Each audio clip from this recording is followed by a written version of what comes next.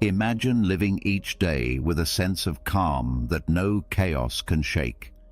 Imagine seeing problems not as obstacles, but as chances to grow stronger, to become wiser, to master yourself. But be honest, how often do you let small things ruin your day? An unexpected delay, a harsh word, a mistake you made. How many times have you lost your peace over things you cannot control? The way you see life shapes the way you live it. If you face the world with wisdom, with inner strength, with the mindset of a stoic, you become unshakable. But if you react without thinking, if you let emotions rule your actions, then you're giving away your power without even realizing it. Today, you're going to discover 100 Stoic lessons that will change the way you see life forever. These aren't just quotes or ideas. They are timeless principles that helped warriors, emperors, and thinkers stay calm, focused, and free, even in the hardest of times. So prepare yourself, because once you hear these lessons, you'll start to think differently. You'll begin to live on your terms, not ruled by the outside world, but guided by strength from within. But before we begin, make a promise to yourself. Write in the comments, "I live a Stoic life." You're not just writing words, you're planting a seed. Repeat it until it grows roots in your mind, until it becomes your way of life. Say it, write it, believe it. Now let's begin. Number 1. Think of problems as incomplete perceptions, not as threats. Stop running, stop reacting. Just pause, because the thing that looks like a problem might not be a real problem. It might just be the way you're seeing it. And the way you're seeing it, it could be wrong. Most people see a problem and immediately feel fear, anger, or frustration. But a Stoic knows something deeper. Our emotions come from our thoughts. And our thoughts are not always accurate. You feel pressure. You feel overwhelmed. You say, "This is too much. This is bad." But how do you know?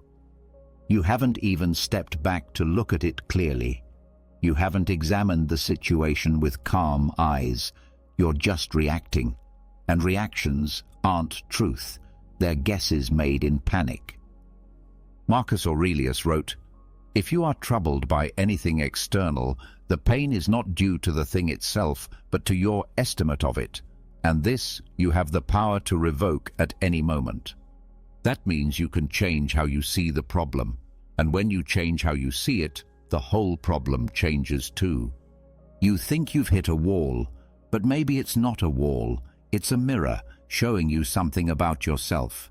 Maybe it's a door, but you haven't learned how to open it yet. Maybe it's not a problem at all, just a situation that needs time and clarity. Here's what you need to do. Slow down. When you face a challenge, don't label it right away. Don't call it a disaster. Don't call it unfair. Just say this: "This is something I don't fully understand yet." That one sentence gives you space. It keeps your mind open. It stops fear from taking control. Fear grows in confusion, but clarity kills fear. Let's say you lose your job. Your first thought is panic. This is the worst thing that could happen. But wait. Look again. Is it really? Or is it a push towards something better? A chance to rebuild with more purpose? A sign that you were not where you needed to be? You don't know yet, so don't judge it yet. Epictetus said, "Men are disturbed not by things, but by the views which they take of them." That's your power. You can change your view, and when you do, the problem shrinks. It loses its grip. From now on, treat every problem like this, not as a threat, but as an incomplete picture. Don't panic. Look closer, breathe, ask questions. Respond with strength, not fear.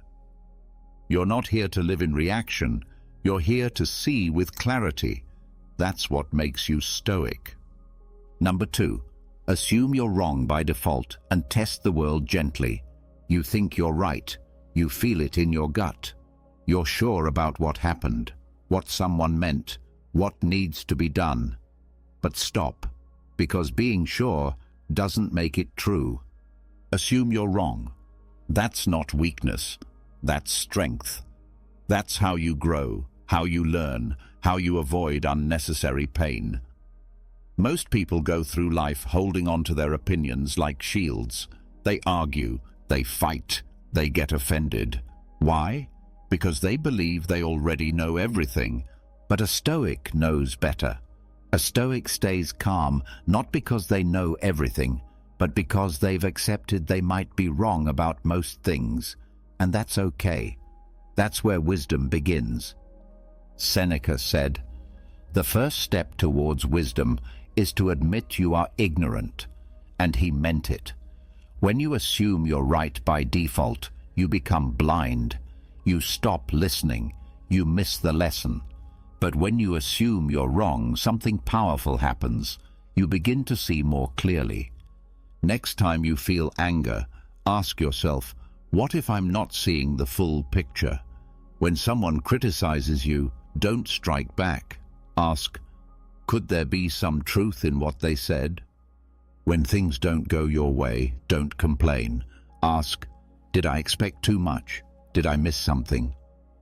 This doesn't mean you become passive. It means you become curious. Test the world gently, not with force, not with blame, but with quiet strength and patience. When you speak, speak with humility. When you act, act with care. Don't force your way through life. Feel your way through it. Ask questions. Listen deeply. Watch closely. Most of the time, your first idea isn't your best one. Your first reaction isn't the wisest one. Your first impression of someone might be wrong. So slow down, double-check, reflect. This is not weakness, this is mastery. And here's the truth. People trust the ones who think before they speak, who don't always need to be right, who adjust, who adapt, who test gently. That's how you avoid pain. That's how you build strong relationships. That's how you grow without breaking things around you. Be like water, soft but strong, quiet but certain, curious but grounded. That is the Stoic way.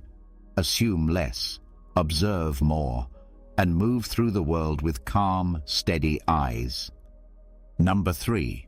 Interpret silence as information, not rejection. Silence. You sent the message and got no reply. You shared an idea and heard nothing back. You reached out and the other person didn't respond. That quiet space, it stings, doesn't it? Your mind starts spinning. Did I do something wrong? Am I not good enough? Are they ignoring me on purpose? Stop. That voice in your head is guessing, not knowing. And Stoics do not live by guesses. They live by truth. They don't panic in silence.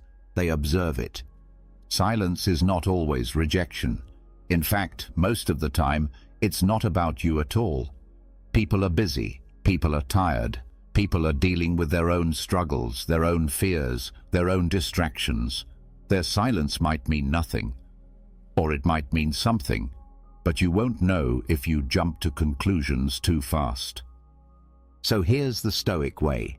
Treat silence as information, not a verdict. When you don't hear back from someone, don't assume the worst.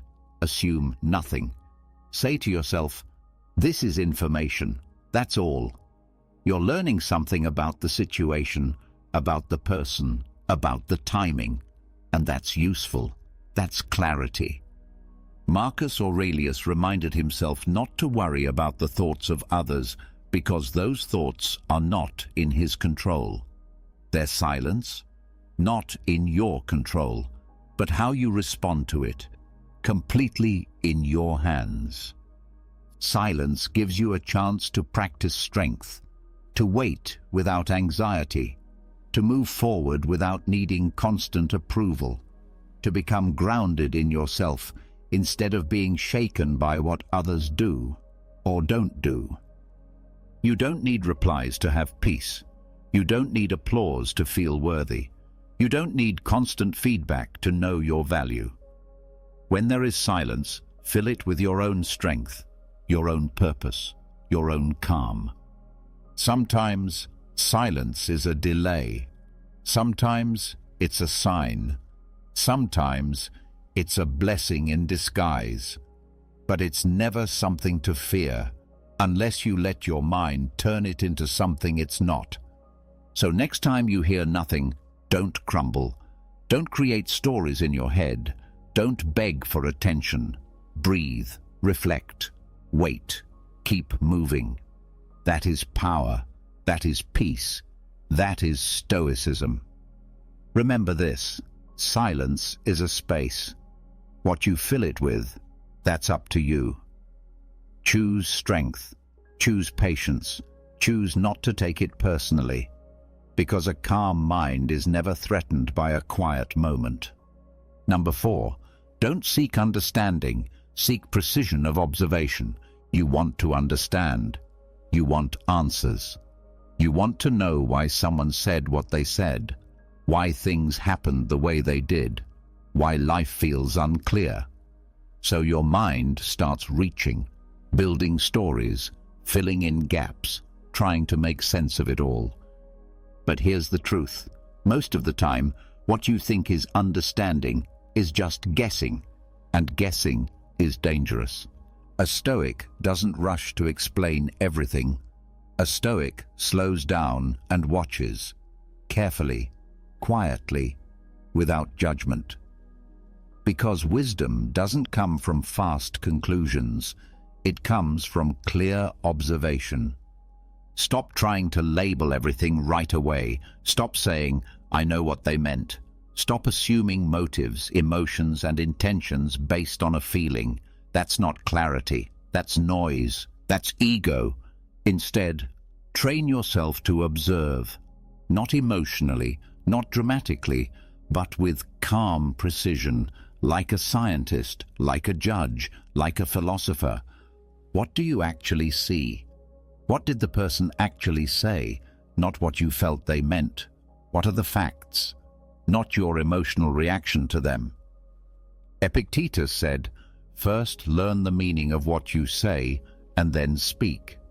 In other words, stop rushing to interpret. First, notice what is really there. If someone looks upset, don't say, "They're angry at me." That's a guess. Instead say, "They seem tense." That's observation. If your project didn't work out, don't say, "I'm a failure." That's a judgment. Instead say, "The outcome wasn't what I planned." That's clarity. Precision matters. Because once you add emotion, ego, or fear to what you see, you're no longer seeing clearly. And Stoicism is about clear vision.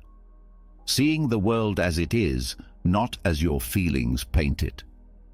Understanding can wait. It grows in time. But precision must come first, because if you start with sloppy observation, everything that follows, your thoughts, your actions, your decisions, will be built on shaky ground. So train your eyes, train your mind. Become still enough to notice the small things, a pause in a sentence, a pattern in behavior, a shift in tone. And then, don't judge it, just note it. This is your power, to observe without needing to explain, to see what is, not what you want it to be. Don't seek understanding first. That can come later, with time, with context, with patience. Seek observation, pure, clean, uncolored by your desires or your fears, because only when you see clearly can you act wisely. Number 5, Train to let your thoughts die instead of defending them. Let it go. That belief you've held onto for years, that opinion you argue every time, that idea you repeat just because it feels safe. You don't have to keep it. You're allowed to let it die. But most people won't. They cling, they defend, they fight to protect the same thoughts that keep them stuck. Why? Because ego hates change, because pride doesn't want to be wrong. But the truth is simple. If a thought no longer serves you, it should not survive. The Stoics understood this. They didn't build their identity on being right. They built it on seeking truth. And truth requires one thing above all, the courage to update your thinking. Every belief you hold is like a tool. If it helps you build a better life, keep it. If it cuts you, limits you, or keeps you blind, drop it. Don't argue for a broken tool. Marcus Aurelius wrote, "If someone can show me I'm mistaken, I'll gladly change. It's the truth I'm after, and the truth never harmed anyone." That's strength. That's humility. That's the mark of a mind trained in wisdom. But here's what most people do instead. They get challenged, and they get defensive. They protect their point. They argue harder, not because it's right, but because it's theirs. Don't do that. A Stoic trains to let thoughts die, quickly, quietly, without drama. When someone shows you a better way, listen. When you read something that shakes your belief, don't ignore it. Sit with it. Test it. Ask, is this more useful than what I believed before? Let it replace the old thought if it's clearer. That's not weakness. That's growth. You are not your opinions. You are not your past thoughts. You are the observer behind them. You are the one who chooses which ones stay and which ones don't. So practice this every day. Notice when you defend a thought just because it's familiar. Notice when your pride rises up to fight, not to learn. That's your signal. That's your moment to pause. Ask yourself, what am I really protecting here? Truth or my ego? If it's ego, drop it. Let it die. Let the thought dissolve. And in that space, choose a better one. This is how a Stoic mind becomes sharper, by releasing, not by resisting.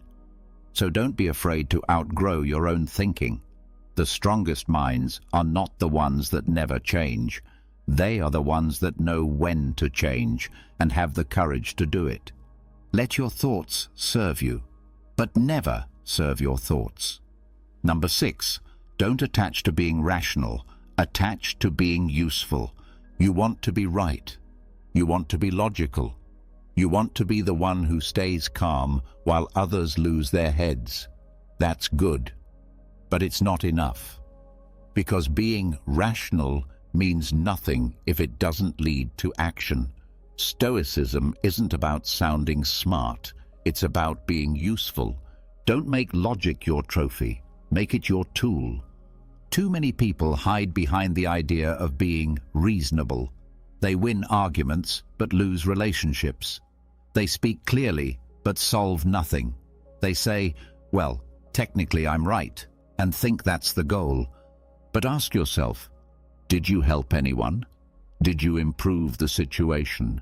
Did you make progress? Marcus Aurelius didn't write to show off his logic. He wrote to keep himself aligned with action. He reminded himself daily, what good am I doing for others? What purpose am I serving today? That's what matters. That's the Stoic way.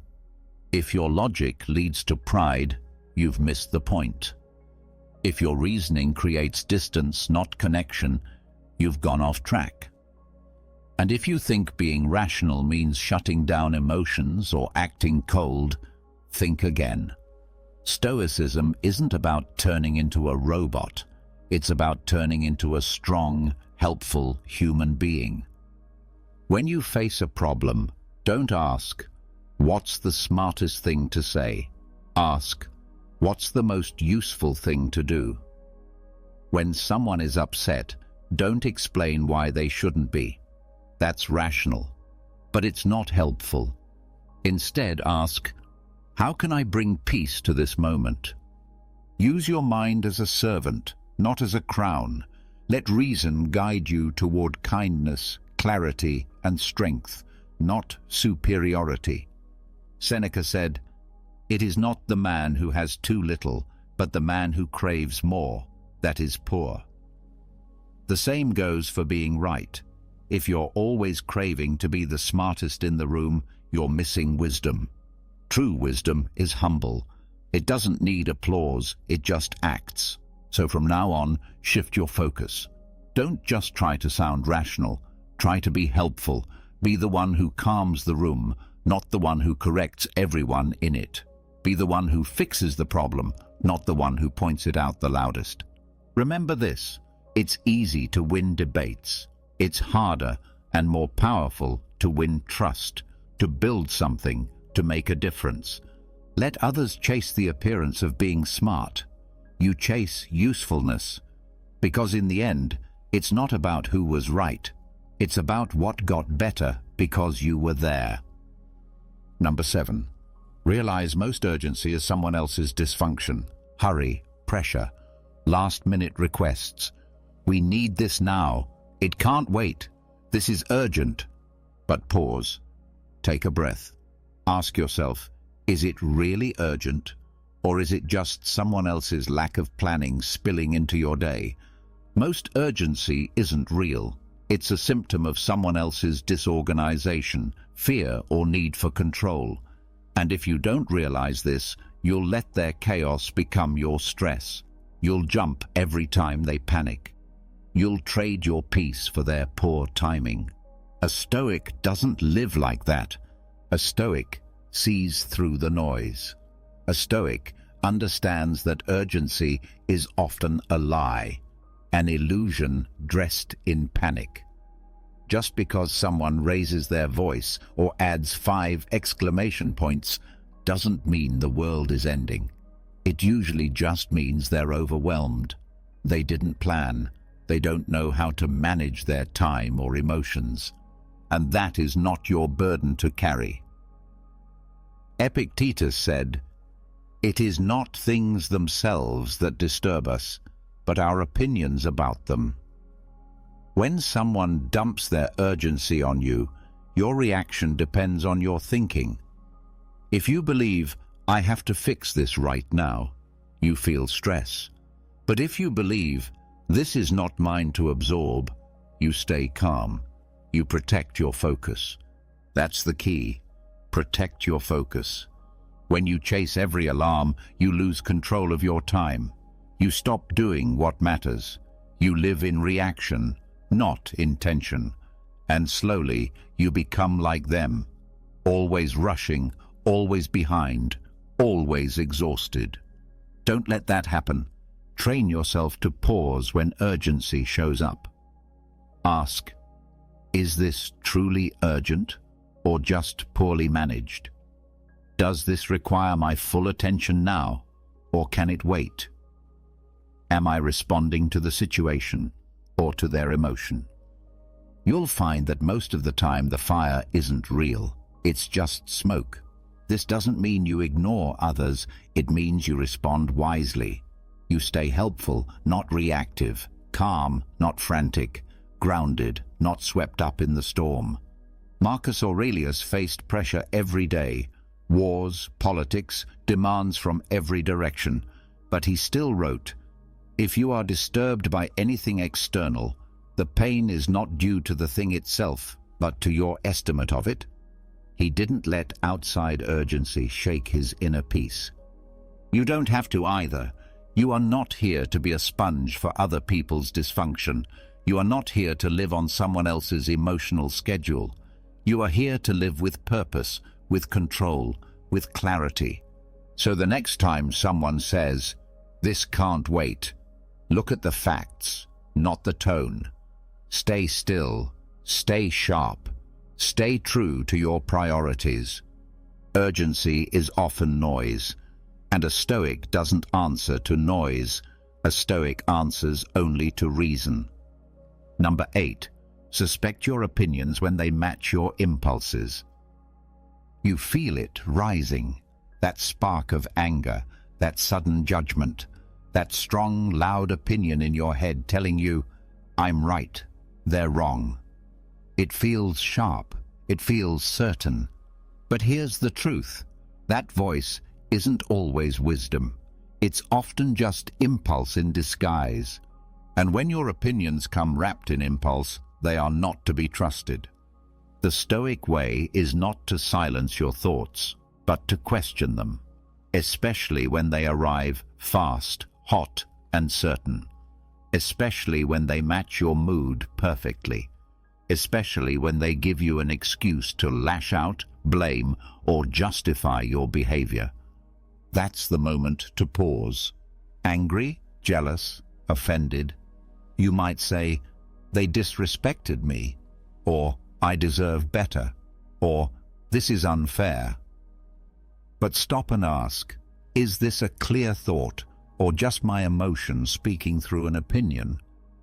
Marcus Aurelius wrote, "The nearer a man comes to a calm mind, the closer he is to strength. Strength comes not from your first reaction, but from your ability to hold that reaction up to the light and say, is this true, or is this just how I feel right now?" You feel insulted? That doesn't mean someone insulted you.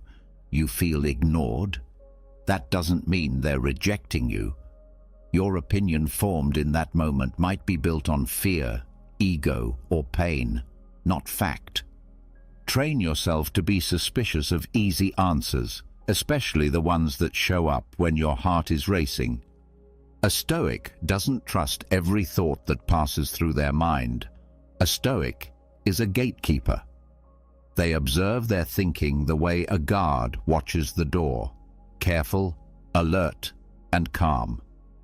So when your opinion matches your emotion perfectly, pause. That's a red flag. Not a moment for action, but for examination. Ask, would I still believe this if I were calm? Ask, am I seeing clearly or just reacting quickly? Ask, is this opinion useful or just giving me permission to feel better temporarily?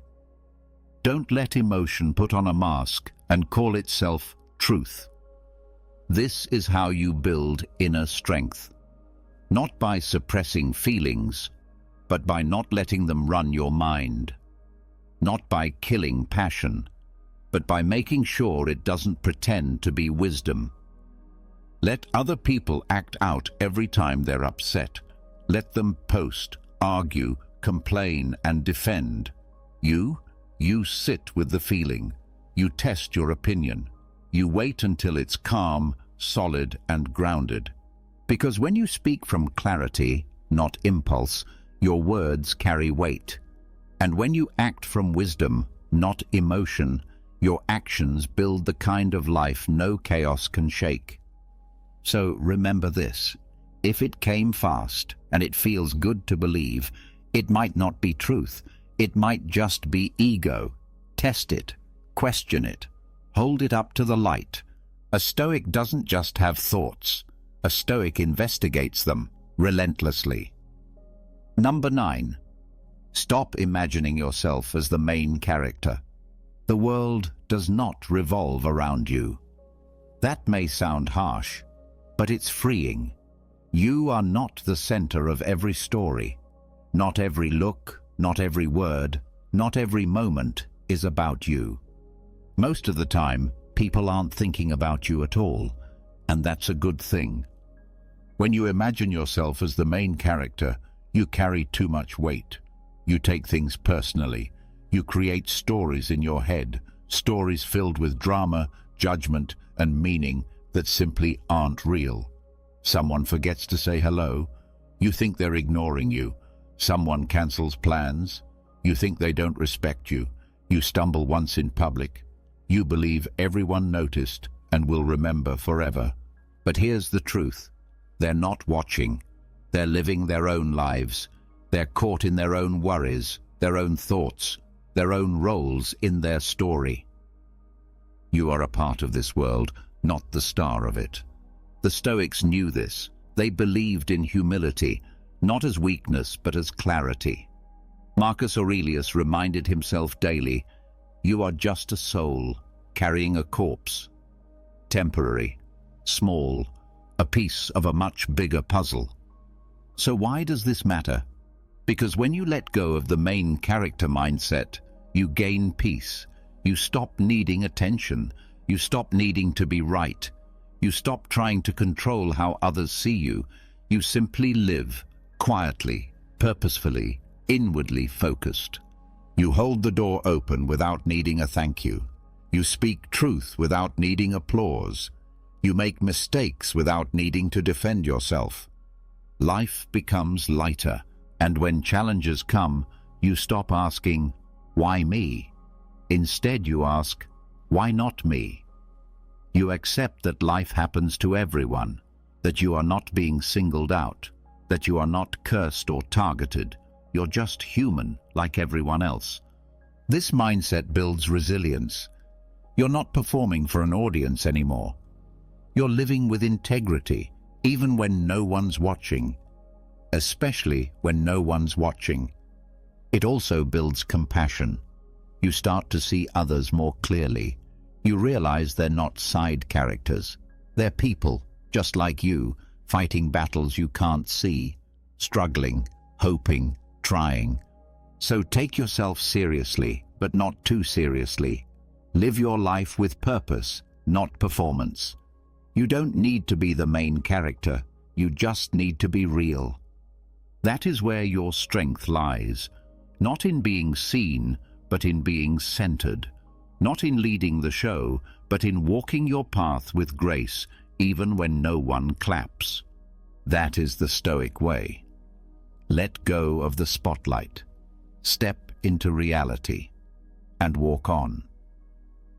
Number 10. Your thoughts are not sacred. They're noise to be filtered. You think something and it feels important. It feels real. It feels like the truth. But just because a thought appears in your mind doesn't mean it deserves your attention. It doesn't mean it deserves your belief. And it definitely doesn't mean it deserves control over your day. Your thoughts are not sacred. They are noise. Every day, your mind generates thousands of them. Random ideas, old memories, fears, stories, worries, judgments. Some are helpful, most are not. Some are wise, most are just reactions based on emotion, habit, or ego. If you listen to every thought you have, you will be pulled in 100 directions. You will doubt yourself. You will overthink. You will talk yourself out of good decisions and into bad ones. You'll be a slave to a voice that never stops talking. But a Stoic doesn't obey every thought. A Stoic filters. You are not your thoughts. You are the thinker. You are the one who chooses what stays and what goes. That is your power. Marcus Aurelius wrote, "The things you think about determine the quality of your mind." He knew that most of what enters the mind should not be trusted right away, so he trained himself to separate signal from noise. You must do the same. When a thought comes, pause. Ask, is this helping me? Is this making me better? Is this guiding me toward strength or pulling me toward weakness? Not every thought deserves to be followed. Not every worry deserves a response. Not every doubt deserves your time. Some thoughts are just background static. They pass like clouds. Let them pass. And here's the secret. You don't need to control your thoughts. You only need to decide which ones to keep, which ones to feed, which ones to act on. This is why Stoics reflect. This is why they journal. This is why they practice silence. Not to stop thinking, but to think with purpose. To clear the noise. To get to what matters. You wouldn't drink dirty water just because it came out of your faucet. So why would you believe every thought just because it came out of your mind? Filter them. Watch them. Question them. Be slow to trust a thought that flatters you. Be cautious with one that insults you. Be careful with ones that rush you, anger you, or distract you. Those are not insights. They are noise in disguise. You don't have to believe everything you think. This is freedom. This is peace. This is how you stop being pulled in every direction by a restless mind. So the next time your head is loud with doubt, fear, or urgency, don't panic. Don't obey. Just filter. Because your thoughts aren't sacred, but your peace is. Protect it. Number 11. Punctuality is a Stoic virtue. It honors others' time. Be on time. Not just because it's polite, not just because it's professional, but because it's the Stoic thing to do. Punctuality is not about being early for the sake of it. It's about respect, clear, silent, and powerful respect. Respect for others. Respect for commitments. Respect for time, which is the one thing we can never get back. When you show up late, you are saying, without words, that your time matters more than someone else's. That your schedule, your distractions, your delay was worth making them wait. That is not humility. That is ego. A Stoic does not operate from ego. Marcus Aurelius ruled an empire, but still reminded himself, do not waste time, for that is what life is made of. Every minute you steal from someone else by being late is a piece of their life they won't recover. That's no small thing. You may think, it's just a few minutes. But those minutes matter, not because the clock says so, but because behind those minutes is a person who showed up, a person who made space for you, a person who trusted your word. Punctuality is a promise, a quiet agreement that says, I said I would be there, and I am.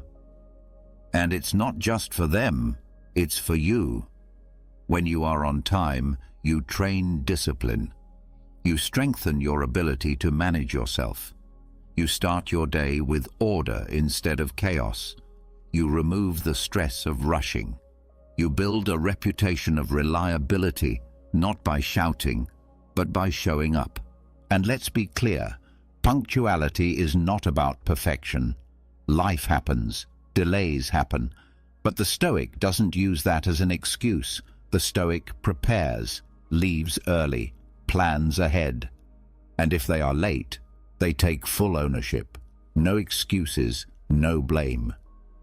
Seneca said, "It is not that we have a short time to live, but that we waste a lot of it." And wasting time, yours or someone else's, is not the Stoic way. So the next time you set a meeting, make a call, or promise to show up, honor that moment. Set your alarm. Leave early. Be present. Let your punctuality be your quiet strength. You don't need to announce it, just live it. Because in a world full of delays and broken promises, the one who shows up on time, calm, prepared, steady, stands out without saying a word. That's Stoicism in action. Respecting time, respecting others, respecting your word. Be the one they can count on. Be the one who shows up. On time. Every time. Number 12. Waste no time defending the past. Improve the next hour. You made a mistake. You said the wrong thing. You failed. You wasted time. Now your mind wants to defend it, to explain it, to go over it again and again, trying to reshape it with words. But the past doesn't care what you say. It doesn't listen. It doesn't change. So stop defending it and start doing something better. The moment has already passed. What's done is done. You can tell yourself you had a good reason. You can blame someone else. You can argue in your own head until you're exhausted, but none of that will fix what already happened. Marcus Aurelius wrote, "Don't waste what remains of your life in speculating about others. It is not what they do or say that matters, but what you do with your own time." That includes your own past self. Don't waste your life explaining yesterday. Use it to shape the next hour. The Stoic doesn't obsess over what can't be changed. The Stoic focuses fully on what can. That's the next step. That's the next choice. That's the next hour. Think about it. You've spent hours, maybe even days, reliving mistakes, trying to justify them to yourself or to others. What if you used that energy to improve your focus now? To do one thing right? To take one small action forward? You can't rewrite the page you've already filled, but you can write the next one with clarity, courage, and control. When your mind pulls you back into the past, ask, is this helping me move forward? Or am I just defending my ego? When you feel the urge to explain yourself again, ask, what if I use this moment to act, not to argue? Let go of the need to be seen as right. Let go of the craving to be understood. Let go of the story, because all of that keeps you stuck. Improvement begins the moment you stop looking back and start looking at the next hour as a blank slate. You are not your past. You are your next decision. You are your next effort. You are your next habit, your next word, your next step. That is where all your power lives. So drop the defense. It's not helping. What helps is calm action, quiet improvement, silent strength. Don't prove yourself. Improve yourself. Don't explain what happened. Build what happens next, because the past is over. But the next hour, it's waiting for you. Number 13. Boredom is a misunderstanding of the moment. I'm bored. You've said it before, maybe today, maybe yesterday. You feel restless, uninterested, like nothing is happening. But pause for a second and think, what are you really saying? You're not saying the moment is empty, you're saying you don't understand it. Boredom is not a lack of stimulation. It's a lack of attention, a lack of presence, a lazy mind refusing to engage with what is right in front of it. A Stoic doesn't fear boredom. A Stoic questions it, because life is never truly boring. Life is always happening, within you, around you, through you. Every breath is movement. Every second is change. The wind moves. The light shifts. Your thoughts rise and fall like waves. Something is always unfolding. So if you feel bored, it's not because the world stopped. It's because you stopped noticing. Seneca wrote, "Life is long if you know how to use it."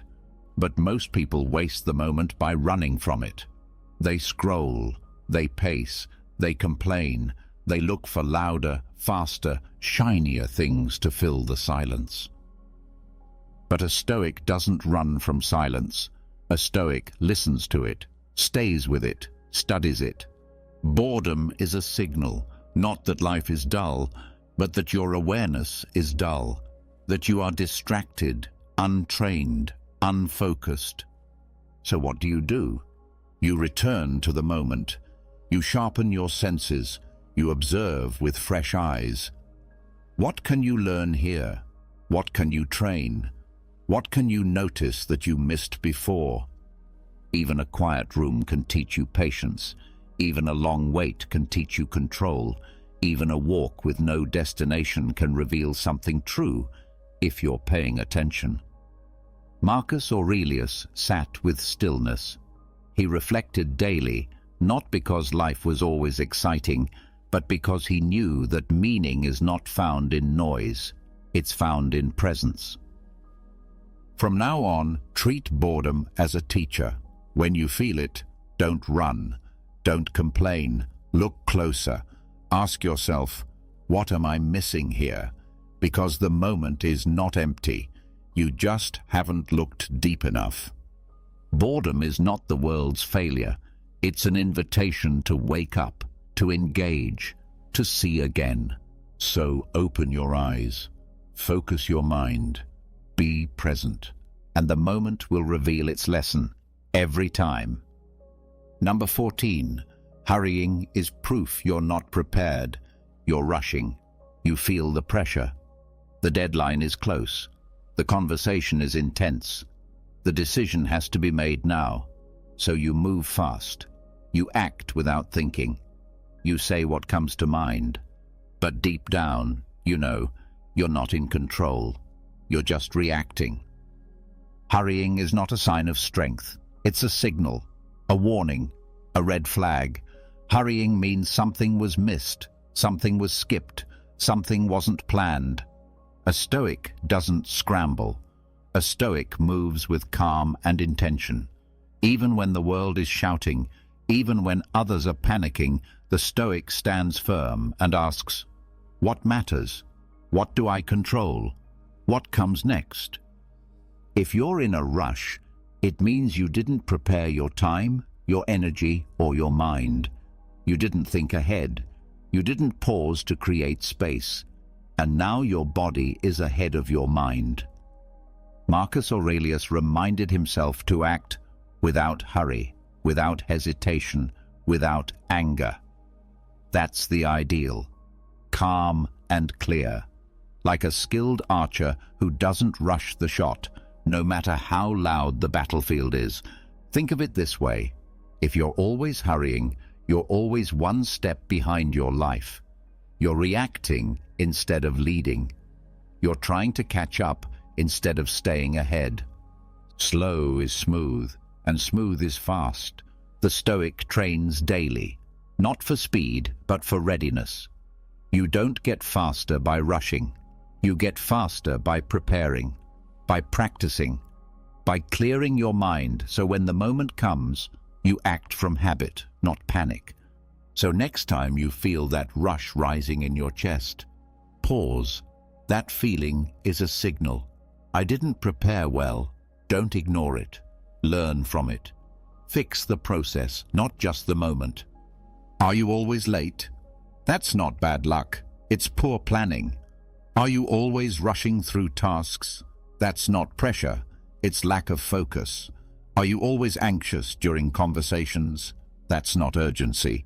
It's a sign you didn't ground yourself first. Preparation isn't flashy, but it's powerful. The one who is ready doesn't need to rush. The one who is calm sees more clearly. The one who is steady moves further. So from now on, treat hurrying as a message from your life. Slow down, get organized, think ahead. Because a Stoic doesn't chase time, a Stoic commands it. Number 15. Time is not short. You are scattered. I don't have time. You've said it. We all have. There's not enough time in the day. But let's be honest. Is that really true? Or are you just scattered? The clock hasn't changed. You still get 24 hours, just like Marcus Aurelius did, just like Epictetus, just like every Stoic, every worker, every thinker who ever lived. Time is not the problem. Your use of it is.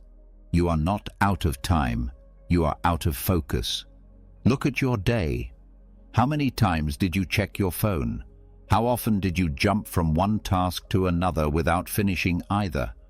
How much time did you spend worrying about something that hasn't happened yet? It adds up. 10 minutes here, 30 minutes there, an hour lost in distraction, an hour stolen by overthinking, and by the end of the day, you wonder where all the time went. Seneca said, "It is not that we have a short time to live, but that we waste a lot of it." He was right. You are not a victim of time. You are the one mismanaging it. The Stoic path begins with awareness. If you feel rushed, scattered, constantly behind, it's not because time is short. It's because your attention is fractured. You're living in fragments, not in focus.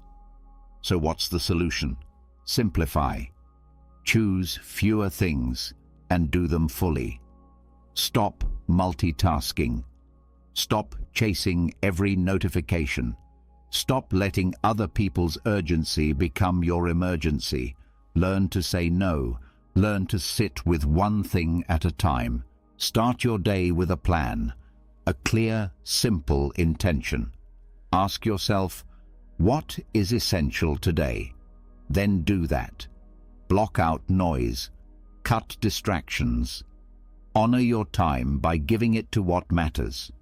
You don't need more hours. You need more presence. Marcus Aurelius ruled an empire, and he still found time to write, to reflect, to think. Not because he had more time, because he was disciplined with the time he had. You can do the same. Every minute matters. Every hour counts. The more scattered your attention, the more time slips through your fingers. But the more focused you become, the more time opens up. You don't need to rush. You need to realign. Time is not short. You are just pulled in too many directions. Let go of what doesn't serve you. Return to what does. And suddenly, there will be enough. Number 16. Living slowly isn't laziness, it's discipline. The world moves fast. It wants you to move fast with it. Hurry to respond. Rush to decide. Scroll, swipe, reply, react. If you slow down, even for a moment, it whispers in your ear, you're falling behind. But here's the truth. The world won't tell you. Living slowly isn't laziness. It's discipline. It takes strength to move with intention when everyone else is running on autopilot. It takes courage to pause, to breathe, to choose your next step instead of being dragged into it. Slowness is not weakness. It's self-control. A Stoic doesn't rush through life. A Stoic doesn't let the noise of the world dictate the rhythm of their mind. A Stoic moves at their own pace, deliberate, focused, aware. Seneca said, "It is not that we have a short time to live, but that we waste much of it." And one of the biggest wastes? Speed without direction. Look around. People are moving fast but going nowhere. They jump from one task to the next, one goal to the next, never stopping to ask, is this even worth it? They confuse motion with progress, but motion means nothing if it's not aligned with purpose. When you live slowly, you're not being lazy. You're being precise. You're choosing your battles. You're listening before speaking. You're thinking before acting. You're being present. That's discipline in its purest form. It's easy to rush. It's hard to wait. It's easy to say yes to everything. It's hard to pause and say, let me think. It's easy to react. It's hard to respond with wisdom. Living slowly means walking into your day with awareness. It means eating without distractions. It means listening fully when someone speaks. It means doing one thing well instead of 10 things halfway. This kind of life doesn't happen by accident. It takes practice. It takes saying no to urgency. It takes protecting your time like it's sacred, because it is. So when the world tries to rush you, remember this: speed is often a symptom of fear. Fear of missing out, fear of being left behind, fear of being still with your own thoughts. But slowness, that's what strength looks like in motion. From now on, reject the pressure to race through your life. Take your time. Choose presence over panic. Choose depth over speed. Choose discipline over chaos. Because a slow life isn't a small life, it's a life you're fully awake for, and that's the kind of life a Stoic lives. Number 17. A quiet evening is Stoic success. No spotlight, no applause, no post to share, just stillness, just peace, just a quiet evening after a day lived with discipline and intention. That is stoic success. Not everyone will understand this. The world tells you that success must be loud.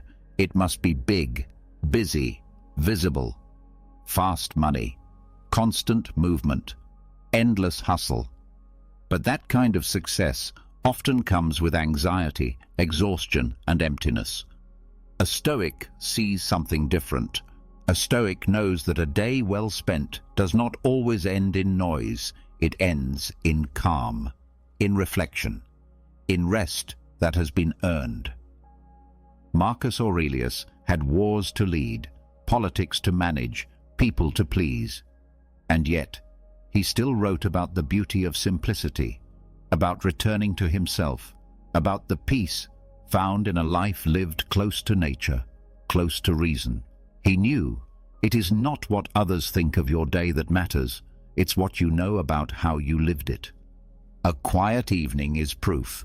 It means you didn't waste the day chasing things that don't matter. It means you acted with purpose, not impulse. It means you didn't spend your energy trying to impress strangers or argue with people who don't even know themselves. You showed up. You did your work. You stayed steady. You didn't gossip. You didn't rush. You didn't panic. You didn't betray your values just to get ahead.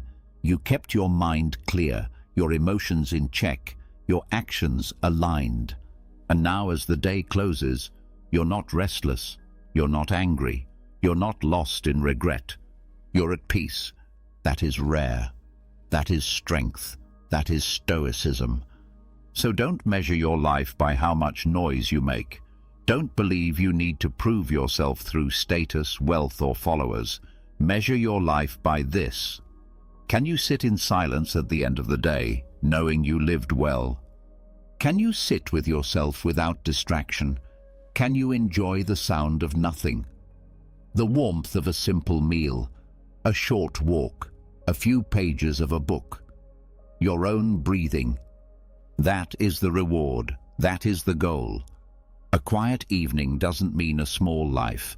It means a controlled one, a meaningful one, a life built not on chaos, but on clarity. So aim for that. Don't chase noise. Chase depth. Because when the world goes quiet and you feel peace instead of panic, that is real success. That is the Stoic life. Number 18. Focus is the only renewable luxury. We chase money. We chase time. We chase success, status, recognition. But none of those are truly in our control. And none of them, once lost, are easily recovered. Yet there is one thing more valuable than all of them. One thing that you always have the power to renew. That thing is focus. Focus is your real luxury. Not the house, not the car, not the job title, not the followers. Focus is what lets you create, build, grow, and rest without chaos in your head. It's what makes 1 hour more powerful than 10. It's what turns a simple act into something meaningful. Without focus, even the best opportunities are wasted. With focus, even small efforts become powerful. But here's the truth. We don't treat focus like a treasure. We treat it like it's free. We give it away to notifications, to meaningless conversations, to the endless scroll of updates that won't matter tomorrow. We say, I don't have time. But the truth is, we don't have focus. Marcus Aurelius ruled an empire, but he still found time to write, to reflect, to strengthen his mind. Not because he had extra hours, but because he knew how to protect his attention. He knew what mattered, and he guarded his focus like a soldier guards a gate. So ask yourself, what are you giving your focus to? Is it making you better? Is it building something that lasts? Or are you trading your energy for noise? You don't need more time. You need less distraction. You don't need more hours. You need more intention. Start small. Shut off what doesn't matter. Say no more often. Clear your space. Clear your schedule. But most of all, clear your mind. When you sit down to work, give it your full presence. When you speak with someone, give them your full attention. When you rest, rest completely. No guilt, no background tabs open in your brain. This is Stoic luxury. Not gold, not pleasure, but peace of mind, sharp focus, full presence. The world will try to steal your attention. It will offer you 1,000 little reasons to divide your mind. But your job is to return, to center, to protect your focus like your life depends on it, because in many ways it does. So remember this: focus is your power. Focus is your freedom. Focus is the one luxury you can always come back to, no matter how much you've lost. Guard it and use it well. Number 19. Measure days in clarity, not in output. You crossed 10 things off your to-do list. You answered emails, made calls, hit your step goal, and kept yourself busy from morning to night. But stop. Did you actually live with clarity today? Or did you just stay busy enough to avoid the deeper questions? Most people measure their days by output. How much they did, how many boxes they ticked. But the Stoic doesn't live by quantity. They live by quality. Not, did I do enough? But, did I see clearly? Did I act with purpose? Did I stay true to myself? Because output without clarity is just movement without direction. Busyness feels good in the moment. It gives you the illusion of control. It makes you feel productive. But a full calendar does not mean a full life. You can spend the entire day doing things and still go to bed with a noisy mind and a restless heart. That is not success. That is just noise. Marcus Aurelius had the weight of an empire on his shoulders, but he still took time every day to reflect, to write, to return to his center. Why? Because even an emperor knew this. The only way to act rightly is to see rightly. A Stoic asks, what am I doing? And why? Not just, what's next on my list, but what truly matters today. Some of your most powerful days may look empty on paper. You might sit, think, reflect, let go of a bad habit, reconnect with your values, forgive someone silently, or choose not to say that one angry word. That's not nothing. That's everything. Clarity is the foundation of wise action. Without it, all your effort is like running in circles, fast but going nowhere. So shift your focus. Don't ask, what did I produce today? Ask, was I present? Did I see what really mattered? Did I live in line with my principles? Because a clear mind leads to better choices. Better choices lead to a better life. That's the Stoic chain.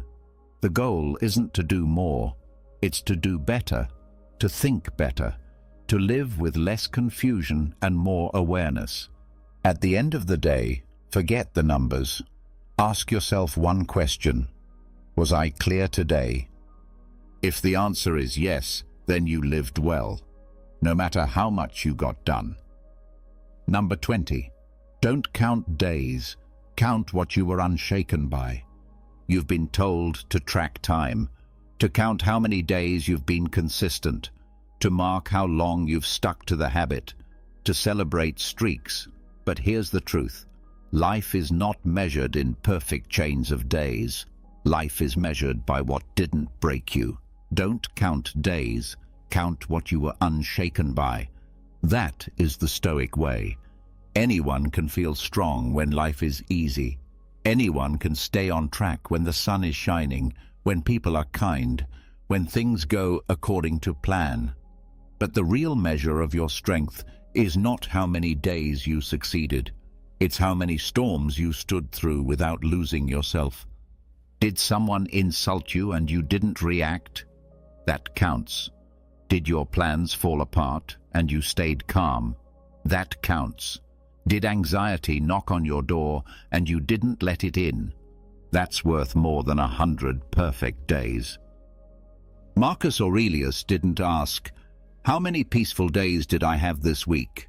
He asked, "Did I hold to my principles even in chaos?" That's what Stoicism trains you for. Not ease, but resilience. Not streaks, but strength. Not perfection, but perseverance. Stop saying, "I broke my streak.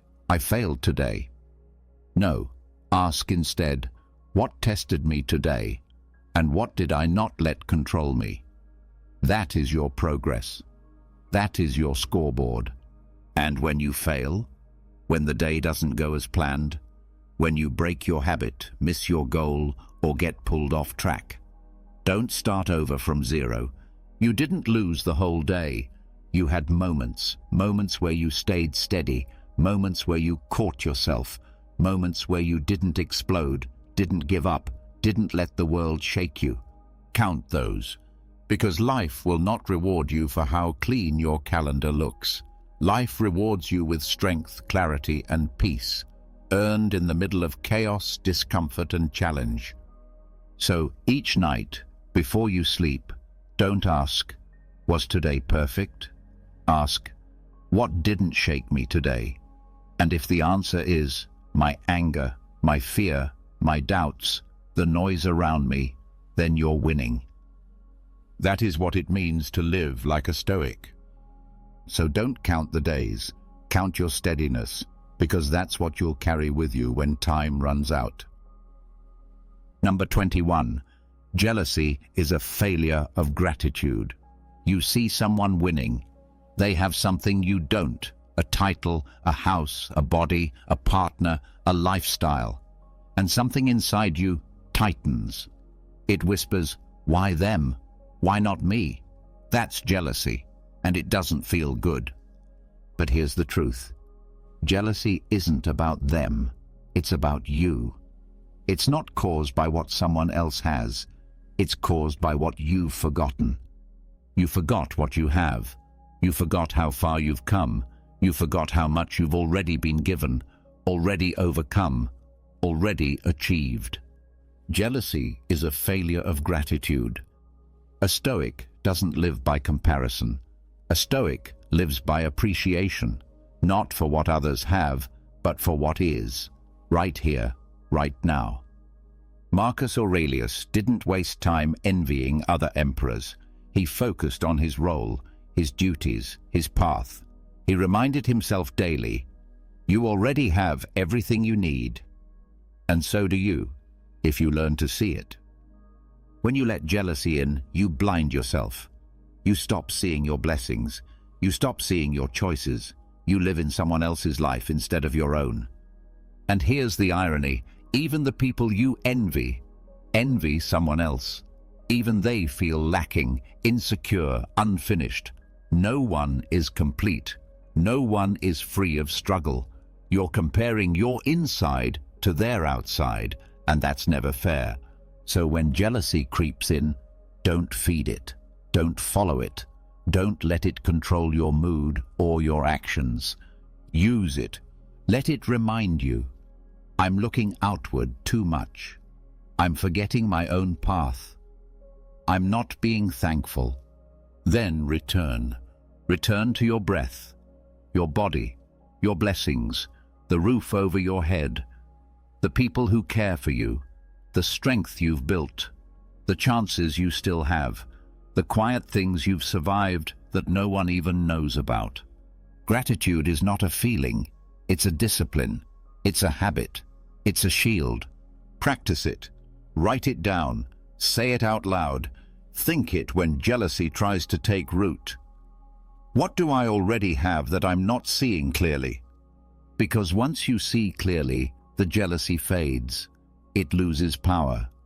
And what takes its place is something stronger: contentment, peace, focus. That's Stoic strength, not needing what others have, because you've learned to honor what's already yours. Number 22.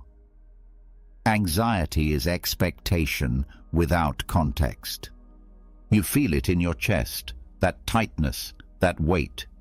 Your thoughts are racing, your heart is pounding, you're imagining everything that could go wrong.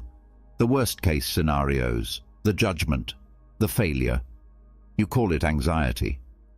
But what is it really? Anxiety is expectation without context. It's your mind rushing ahead, building futures that haven't happened, then reacting to them as if they're real. You expect things to go a certain way, but forget to ask, is that even likely? Is that even fair? Is that even true? The Stoics knew this well. Epictetus said, "We suffer more in imagination than in reality." And it's true. Anxiety is what happens when you cling to a story without checking the facts. It's what happens when you expect outcomes, but ignore the details, the timing, the effort, the uncertainty. You expect to succeed immediately. You expect others to respond perfectly. You expect the world to move on your schedule. And when it doesn't, you panic. But the world isn't built to serve your timeline. People don't exist to meet your expectations. Life is complex, messy, unpredictable. And your job is not to control it. Your job is to meet it as it is, with awareness, with patience, with strength. That's where context comes in. Context reminds you, this task is hard because it matters. This silence isn't rejection, it's just timing. This challenge isn't unfair, it's part of the process. Context brings truth back into the room, and truth is the enemy of anxiety. So when you feel anxious, pause. Ask, what am I expecting right now? And what facts am I ignoring? Am I rushing a result that needs time? Am I assuming someone's thoughts without asking them? Am I treating this moment like it's the final verdict? Bring context back. Remind yourself of the bigger picture. Slow down your mind. Put your expectations on trial and question every one of them. Anxiety fades when clarity rises. When you stop living in the unknown future and return to the present moment, the only place where you have power. You can't always stop the anxious thought, but you can stop feeding it. You can say, that's just an expectation, not a fact, not a prophecy, not the truth. So the next time your heart races and your thoughts spiral, don't tighten up, don't run, zoom out, breathe, add context, and you'll see what looked like a monster was just a shadow on the wall. That's stoic peace, not from controlling everything, but from seeing clearly what actually is. Number 23. Arrogance is speed without scrutiny. You feel sure, confident, certain you're right. You act fast, speak fast, decide fast, without checking, without pausing, without questioning yourself. That is not strength. That is not clarity. That is arrogance. And arrogance is not loud because it's powerful. It's loud because it's afraid of being wrong. Arrogance is speed without scrutiny. It's action without reflection. It's jumping ahead without asking, have I truly seen this clearly? A Stoic slows down, not to hesitate, but to see, to test, to observe, to make sure the steps they take are solid, not just fast. Because speed is only good if it's pointed in the right direction. Epictetus said, "It is impossible to learn what you think you already know." And that's the danger. Arrogance makes you blind. It shuts your ears. It pushes away advice. It sees disagreement as threat instead of help. You move fast, but in the wrong direction. You answer quickly, but without listening. You make choices based on ego, not reason. That is not power. That is a mind out of control. The Stoic mind is calm, it's sharp, it's disciplined. Before it speaks, it thinks. Before it reacts, it pauses. Not because it lacks confidence, but because it knows true confidence is built on truth, not noise. Look at your own life. How many mistakes came not from confusion, but from certainty? How many times did you move too fast, only to realize later you were missing something? You don't have to be slow.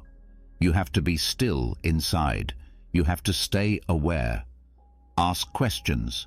Scrutinize your own thinking. Be willing to say, maybe I don't know yet. That's not weakness. That's strength. Arrogance needs to win. Stoicism needs to see. So when you feel the urge to rush, to interrupt, to dominate the room, stop. Ask yourself, what am I running from? What truth am I afraid to face? Because the truly wise don't race to speak. They wait to understand. Train yourself to love the pause. Train yourself to love being corrected. Train yourself to slow down, look closer, and choose your next move with care. Arrogance rushes, wisdom watches, and only one of those leads to peace. Number 24. Frustration is permission given to externals. You're annoyed. Things aren't going as planned. Someone's late. The app crashes. You get interrupted. You feel your jaw clench, your shoulders tighten, your breath shorten. You say, "This is so frustrating." But pause. What just happened? You gave something outside of you permission to disturb what's inside of you. That's what frustration really is. It's not just a feeling, it's a surrender. A moment where you hand your peace over to something you can't control. The traffic, the weather, someone else's behavior, a delay, a no, an unexpected change. You say, "They made me angry." No, they acted. You reacted. You let them in. Marcus Aurelius said, "You have power over your mind, not outside events. Realize this, and you will find strength." He didn't say you'll never feel the pull of irritation. He said you don't have to follow it. You don't have to obey it. Frustration only grows when you believe the world owes you smoothness, that everything must go your way for you to stay calm. But the Stoic doesn't expect comfort. The Stoic prepares for disruption and remains centered anyway. So the next time you feel frustration rising, treat it as a sign. Right now, I've let the outside control the inside. That's your moment to take it back. Instead of snapping, breathe. Instead of blaming, observe. Instead of tightening, loosen your grip. Ask yourself, is this worth my peace? Can I fix it right now? If not, why am I handing it power? Most things that frustrate you aren't emergencies, they're just inconveniences. And inconveniences don't deserve your energy, not your focus, not your well-being. When you remain calm while others panic, when you stay steady, when plans fall apart, that's not weakness. That's power. Frustration is easy. Reaction is easy. Anyone can explode. But to stay composed, to stay inwardly free while the outer world spins, that takes strength. That's Stoicism. From now on, protect your peace like a locked door. Don't let every knock disturb your stillness. Don't let every small thing walk into your head and rearrange the furniture. The world will not stop being chaotic, but you can stop giving it permission to shake you. Frustration ends where inner discipline begins. Number 25. Pride often masks poor emotional hygiene. You say you're fine. You act like you don't care. You speak with confidence, walk with your head high, and pretend nothing bothers you. But deep down, something's off. You're not at peace. You're just hiding it well. That's not strength. That's pride. And pride, more often than not, is a mask. It covers what you haven't cleaned up inside. It hides unspoken pain, fear, insecurity, and emotional clutter you refuse to face. You call it confidence, but it's just protection. Stoicism is not about pretending you don't feel. It's about understanding what you feel. It's about knowing when to let go and when to look closer. It's about maintaining inner cleanliness, a clear, uncluttered mind, free of resentment, bitterness, and ego. That's emotional hygiene. And most people don't practice it. Instead, they build walls. They say things like, "That doesn't affect me," or "I'm above that." But inside, they're tense. They hold grudges. They relive arguments in their heads. They stay angry, but pretend they're calm. Pride says, "I don't need to deal with this." The Stoic says, "Let me clean this up before it hardens into something worse." Marcus Aurelius checked himself constantly. He wrote things like, "You have power over your mind, not outside events. Realize this, and you will find strength." That's not just philosophy. That's maintenance. That's emotional hygiene in action.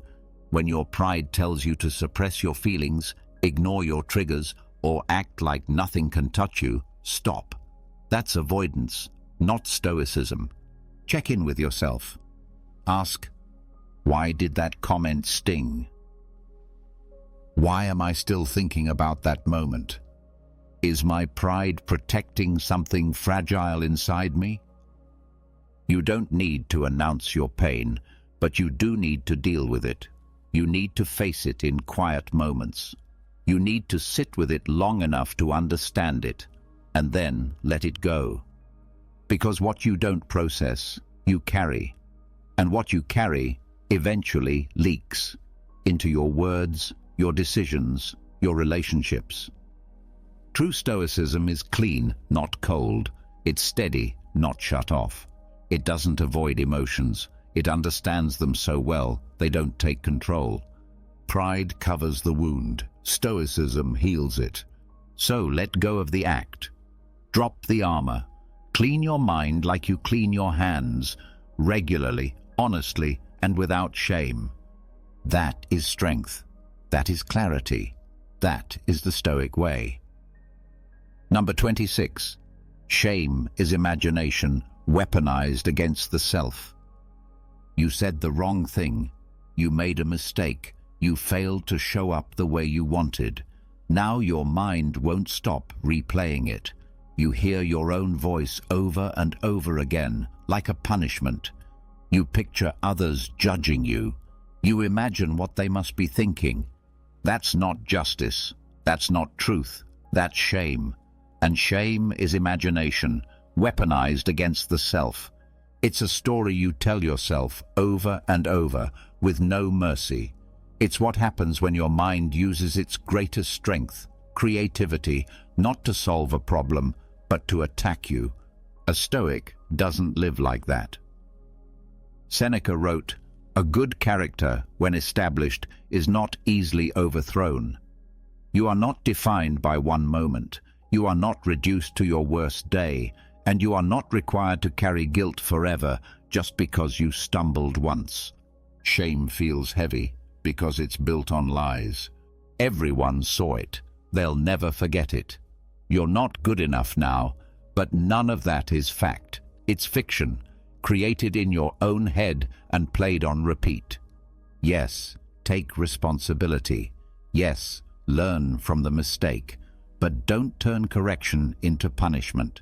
Don't confuse growth with self-destruction. You're allowed to move on. When a Stoic stumbles, they reflect. They don't wallow. They don't build a prison out of their imagination. They use the moment to sharpen their awareness, not destroy their worth. Ask yourself, what really happened? What can I learn from it? What can I do now to move forward with more clarity, more humility, more strength? Shame wants to freeze you in time. Stoicism calls you forward, to accept what was, but not to stay in it, to forgive, not to forget, but to be free. Because you can't build a better life while dragging the weight of self-hate behind you. Your imagination is powerful. Use it to grow, not to hurt. Use it to picture who you're becoming, not who you were at your lowest. So the next time shame shows up, don't believe everything it says. It speaks in extremes. It loves drama. But you live in reality. And the truth is this: you're still here. You're still growing. And nothing in your past can cancel out your next step unless you let it. Shame fades when truth returns. Let that truth be your weapon, not against yourself, but against the lies in your mind. Number 27. Compassion isn't weakness. It's detachment from outcome. You've been told to stay strong, to toughen up, to not let people walk over you. Somewhere along the way, you started believing that compassion is soft, that it's weakness, that being kind means being taken advantage of.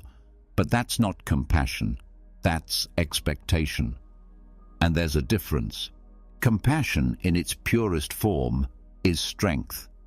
It's when you help without needing anything back. It's when you listen without trying to win. It's when you care, not because it benefits you, but because it's the right thing to do. That's not weakness. That's detachment from outcome. You see, most people confuse compassion with emotional dependency. They give, but secretly hope to be noticed. They help, but secretly expect praise. They're kind, but only if it's returned. And when it's not, they feel hurt, angry, bitter. That's not stoicism. That's ego in disguise. The Stoic way is different. You don't control how others respond. You only control your intention. If you offer kindness, let that be the whole act. Don't cling to the result. Don't measure your goodness by someone else's reaction. Marcus Aurelius said, "When you have the power to benefit someone, why put it off?" He didn't say only benefit those who thank you, or those who deserve it, or those who agree with you. He said, do good, without needing to be seen doing good. True compassion is clean. It doesn't beg, it doesn't depend, it doesn't chase approval. It's the quiet power of giving from a place of inner fullness, not emptiness. It's choosing patience over judgment, kindness over pride, even when you're tired, even when they don't deserve it, even when it won't change anything, because that's what makes it powerful. When you're free from outcomes, you become dangerous in the best way. No one can manipulate your kindness. No one can take your power away. You don't need to be repaid to keep showing up with grace. And here's the beauty. When you stop needing results, your compassion gets stronger. It becomes calm, consistent, and rooted. Not emotional, not frantic, not fragile. So stop seeing compassion as soft. Start seeing it as a choice made by someone who knows their own strength. Compassion doesn't make you weak. It makes you unshakable. Because when you no longer need to be thanked, liked, or understood, you are finally free to love with clarity. That is the Stoic kind of compassion, detached, steady, real. Number 28. Anger is rarely strong, it's just noisy fear. You feel it boiling up, your chest tightens, your voice rises, your fists clench. You say, "I'm angry." You feel powerful in that moment, like fire, like force, like control. But stop and look closer. That's not strength. That's fear wearing a mask. That's panic pretending to be power. Anger is rarely strong. It's just noisy fear. Fear of being disrespected. fear of losing control, fear of not being heard, not being seen, not being safe. And instead of facing that fear with calm and clarity, we explode. We raise our voice, we clench our jaw, we distract ourselves from the real feeling underneath: vulnerability. Marcus Aurelius said, "How much more harmful are the consequences of anger than the causes of it?" Anger burns quickly, and it burns everything around it: relationships, respect, peace of mind. And when it's gone, the fear is still there, deeper, stronger, untouched. A Stoic doesn't deny emotion. A Stoic examines it, holds it up to the light, asks, "What am I really feeling right now?" Not just the surface heat, but the root underneath. When you feel angry, pause. Don't strike. Don't speak too soon. Ask yourself, am I afraid of losing something? Am I afraid of being wrong? Am I afraid of being small in someone else's eyes? Because the moment you see the fear behind the anger, you take back control. Anger feels like a storm, but even the strongest storm breaks. Fear can hide in thunder, but it can't hide from awareness. And here's the truth. True strength isn't loud. It doesn't shout. It doesn't slam doors. It doesn't make threats. True strength is quiet, still, focused. It chooses the high ground, even when the low road feels tempting.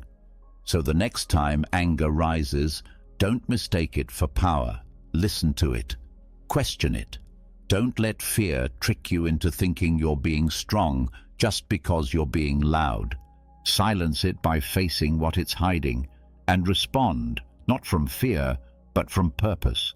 That's what a Stoic does. That's real strength. Number 29. Vanity feeds on imagined judgment. You check the mirror one more time.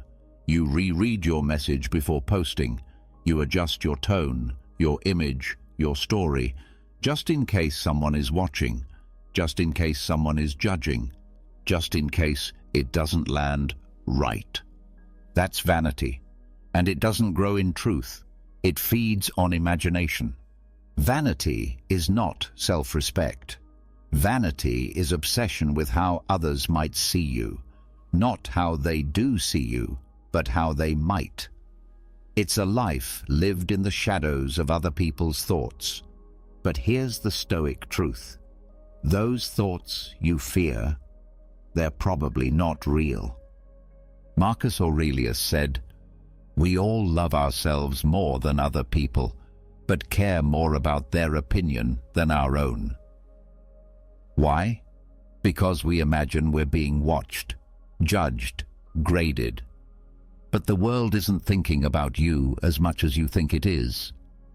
Most people are busy worrying about themselves, their flaws, their image, their own fears. They don't have time to examine you the way you examine yourself. Vanity tricks you into performing instead of living. You don't speak from the heart. You craft a version of yourself. You don't choose what matters. You choose what looks good. You don't ask, "Is this true to me?" You ask, "How will this be seen?" That is a prison. And Stoicism is about freedom. Freedom from imagined judgment. Freedom from the need to impress. Freedom from the constant, invisible audience you carry in your mind. A Stoic acts with integrity, not performance. They speak with truth, not theater. They live to be good, not to look good. So ask yourself, would I still do this if no one ever saw it? Would I still say this if there were no likes? Would I still live this way if there were no applause? If the answer is no, then what you're serving is not virtue, it's vanity.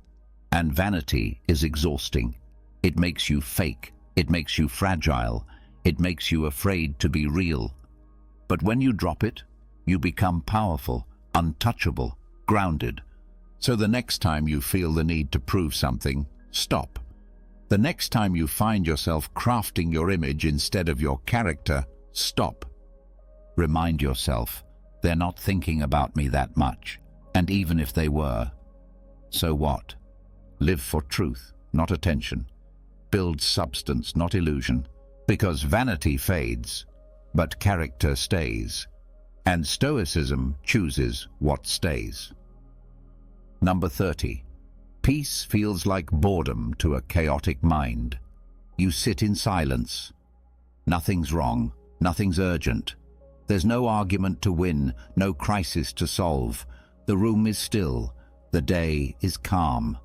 And yet, you feel uneasy, restless, bored. Why? Because peace feels like boredom to a chaotic mind. Your mind has been trained to chase noise, to expect conflict, to constantly scroll, respond, react. So when that noise disappears, when peace finally shows up, it doesn't feel relaxing. It feels unfamiliar, like something's missing. But nothing is missing. The truth is, everything is finally in place. We've been conditioned to believe that stimulation equals meaning, that unless something is loud, fast, dramatic, it doesn't matter. That's not truth. That's addiction. Addiction to stress, to activity, to the feeling of being overwhelmed. A Stoic doesn't crave chaos. A Stoic returns to stillness. Not because life is boring, but because peace is where clarity lives, where strength begins, where real power grows. Seneca said, "True happiness is to enjoy the present without anxious dependence upon the future." That means learning to enjoy a quiet moment without itching to escape it. That means sitting in calm without needing to stir the waters just to feel alive. So when peace feels boring, ask yourself, is this really boredom? Or is this healing? Is this emptiness? Or is this space to breathe, to reset, to think? Am I restless because life is dull, or because I don't know how to live without drama? This is the discipline, not just surviving stillness but embracing it. Turn off the screen, sit with your thoughts, take a walk with no destination. Let your mind settle. At first it will resist, it will search for something to worry about, something to fix. But wait, let the noise pass, and underneath it, you'll find presence, real peace, and you'll realize it was never boring, it was just quiet, and quiet is what you've needed all along. So remember, if peace feels boring, it's not because peace is wrong. It's because the mind has forgotten how to rest. Teach it, train it, let stillness become your strength, not your enemy. That is the Stoic's edge in a noisy world. Number 31. Cleanliness is respect for the present moment. You walk into a room that's cluttered, dishes in the sink, clothes on the chair, dust on the shelves. You tell yourself you'll clean it later, that it's not a big deal. But something feels heavy, doesn't it? That weight isn't just the mess, it's what the mess represents. Disorder outside reflects disorder inside, and when you ignore it, you're not just ignoring the dishes or the dust, you're ignoring the moment you're living in. Cleanliness is not about perfection. It's about presence. It's about respect.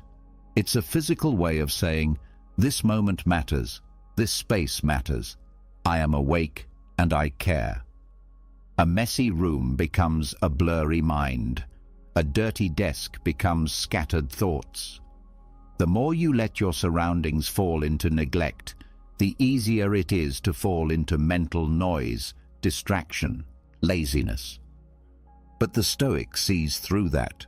The Stoic doesn't clean just to have a neat space. The Stoic cleans to honor what is real, now. Marcus Aurelius wrote, "Let each thing you do, say, or intend be like that of a dying person."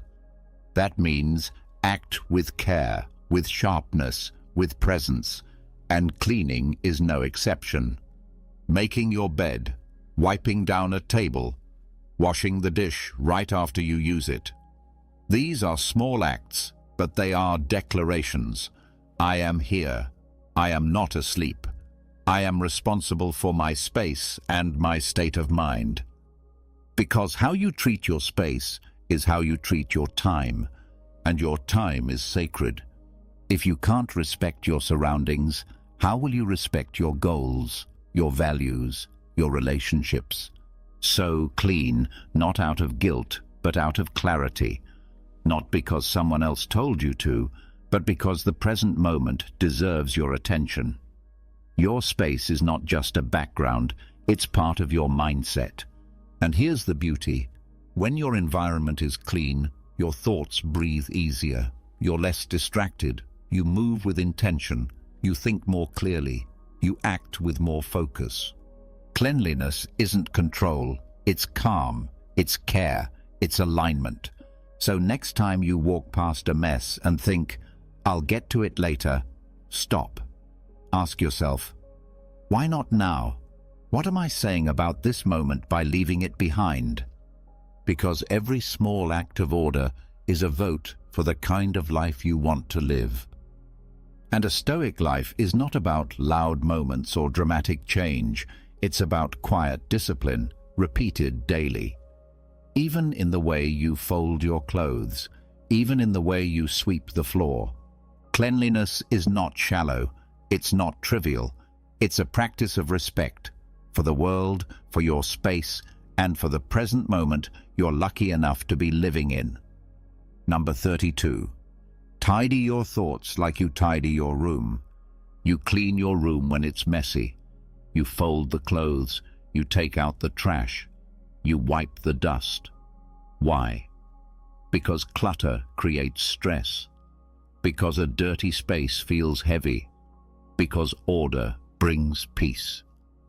But when was the last time you cleaned your mind? You carry around old thoughts like junk in a drawer. Useless regrets, imaginary arguments, worries about things that haven't even happened. You stack them in corners, let them pile up, and then wonder why you feel overwhelmed. Tidy your thoughts like you tidy your room. Don't let your mind become a storage space for clutter. The same way you throw away things you no longer need, you must throw away thoughts that no longer serve you. That mistake from last week? Gone. That conversation you keep replaying? Let it go. That fear that never comes true? Sweep it out. Marcus Aurelius reminded himself daily to remove unnecessary thoughts, not to silence his mind, but to sharpen it, not to stop thinking, but to think clearly. You don't need more space in your life. You need less mental noise. Start each morning like you're opening a window. Let fresh air into your mind. Write down what you're thinking. Sort it out. What matters? What's just background static? What's true? What's imagined? Don't let one bad thought sit on the floor of your mind all day, tripping over it every time you try to focus. And just like cleaning a room, you don't have to do it all at once. Just start with one corner, one thought, one belief. Ask yourself, is this helping me? Is this kind? Is this even real? If not, out it goes. The goal isn't a perfect mind. The goal is a clear one, a room you enjoy being in, a space where new ideas can grow, where you can think, reflect, breathe. Cluttered thoughts create chaotic lives. Clean thoughts create calm ones. So take the time. Sort your mental space. Fold what's useful. Discard what's not. Do it daily. Do it gently. Do it with purpose. Because peace doesn't just happen. Like a clean room, it's created, on purpose, by you. Number 33. Begin the day with uncertainty, not plans. You wake up with a checklist in your head. Meetings, messages, deadlines, goals. You plan your hours, stack them like blocks, and tell yourself, this is how the day will go. But here's the truth. It won't. Life doesn't follow your plans. Life follows its own rhythm, unpredictable, untamed, unmoved by what you wrote in your notebook. And that's not a problem. That's reality. A Stoic doesn't resist uncertainty. They prepare for it. They don't begin the day thinking, how do I control everything? They begin the day thinking, what will I do when things don't go my way? That's the real morning routine, not just what you'll do, but who you'll be when plans fall apart. Marcus Aurelius woke each day knowing that he would meet resistance, conflict, delays, ego, and discomfort. Not because he was pessimistic, but because he was prepared. He wrote, "Today I shall meet with interference, ingratitude, insolence, disloyalty, ill will, and selfishness." Not as a complaint, as a reminder, expect the unexpected. Plans are useful, but rigidity is dangerous. If your peace depends on your schedule going perfectly, then you've built your life on sand. The Stoic builds on rock, on presence, on adaptability, on calm. So yes, have a plan, but don't cling to it. Begin your day with humility, with openness. Say to yourself, I don't know what this day holds, and that's okay. I will respond, not react. I will stay grounded, even if the world shifts. That mindset is power, because when things go wrong, and they will, you won't break. You'll bend, you'll adjust, you'll endure. Uncertainty isn't chaos, it's your training ground.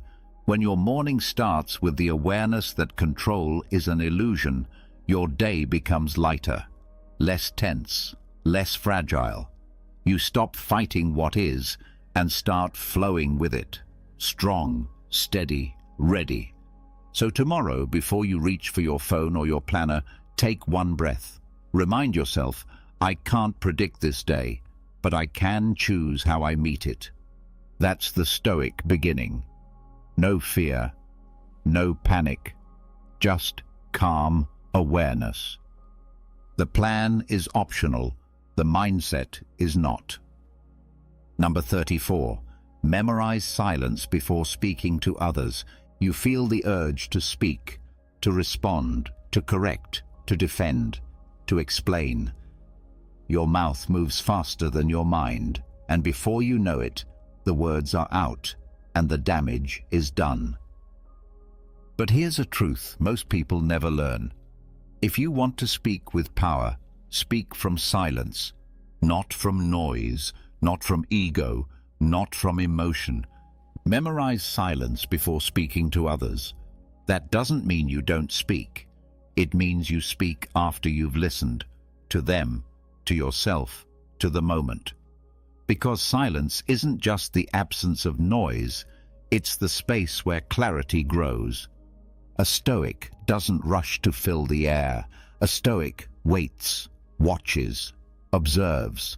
Then, when the words finally come, they are clean, they are sharp, they are necessary. Seneca said, "Speech is to be valued when it says what is necessary. Otherwise, it is better to be silent." We often speak to prove ourselves, to be heard, to control the room. But silence doesn't need to prove anything. It speaks louder than noise. It holds strength. It earns respect. When someone offends you, pause. When you feel misunderstood, pause. When you're about to argue, to lecture, to interrupt, pause. Let silence pass through your mind before any word leaves your mouth. Let it settle. Let it cool the fire. Let it remove the sharp edges. That brief moment of silence, that's where wisdom lives. Ask yourself, is this true? Is it kind? Is it necessary? Is it mine to say? If the answer is no, let silence speak for you, because silence never embarrasses you. Silence never needs to be taken back. Silence gives you the space to think, to see, to choose your response instead of handing your power to impulse. In a world full of noise, your silence becomes a rare strength, a presence, a signal that you are not ruled by chaos, but anchored in calm. So make it a habit. Memorize silence, not just to avoid saying the wrong thing, but to prepare for saying the right one, because the words that come after silence are the ones people truly hear, the ones that change minds, the ones that carry weight. A Stoic doesn't just speak. A Stoic speaks from stillness. Number 35. Walk often. Stillness breeds clarity. You're overwhelmed. Your thoughts are tangled. You can't focus, can't decide, can't breathe without feeling like the weight of everything is sitting on your chest. Don't reach for your phone. Don't try to push through. Don't sit there drowning in noise. Get up, walk. Not to burn calories, not to post about it, just walk. Slowly, quietly, with presence, step after step. Not to escape your thoughts, but to let them settle. Because here's what most people forget. The body moves, so the mind can still. Walking is ancient. It's simple. It's pure. Marcus Aurelius walked through the palace grounds. Seneca walked in gardens. Epictetus, a former slave, walked wherever he could, not to multitask, not to distract, but to return to clarity. A Stoic walks not for motion, but for restoration. Stillness does not always mean sitting. Stillness means mental stillness, and walking clears the fog. It softens the noise. It creates space between your thoughts, your emotions, your reactions, and in that space, truth shows up. You've felt it before. After a long walk, suddenly things make sense. The problem feels smaller. The solution appears. You see your own thoughts from a distance, instead of being trapped inside them. That's not an accident. That's the body teaching the mind how to slow down.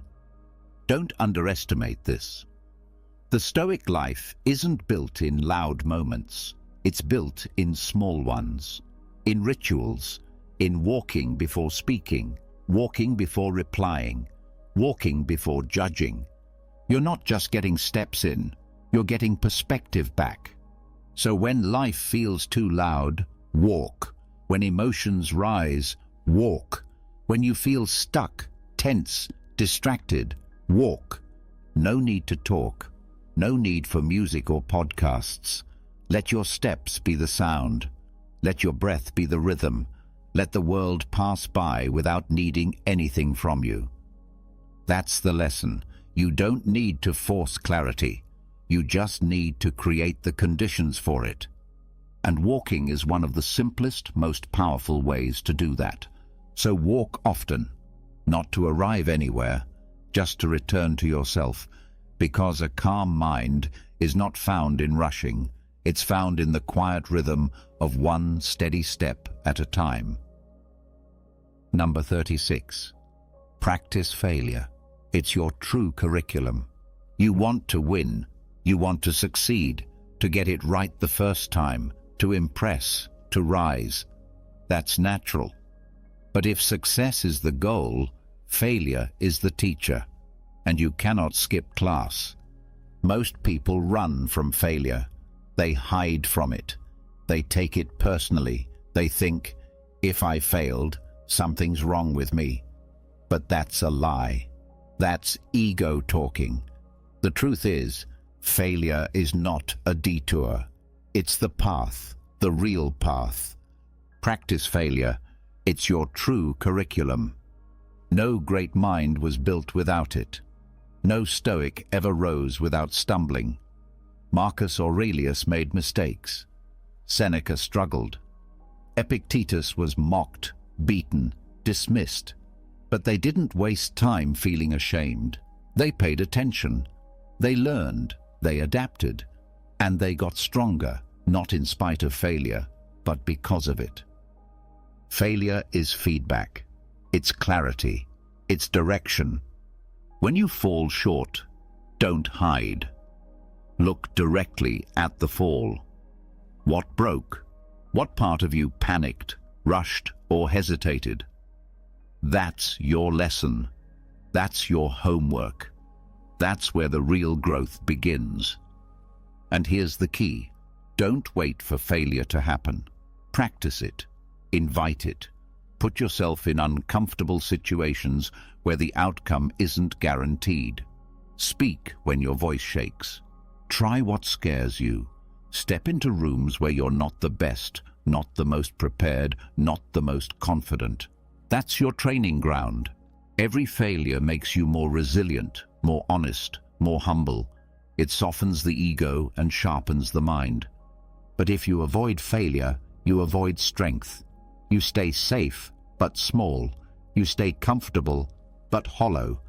So when you fail, don't say, "I'm not good enough." Say, "I'm learning." Don't say, "This isn't for me." Say, "This is where it begins."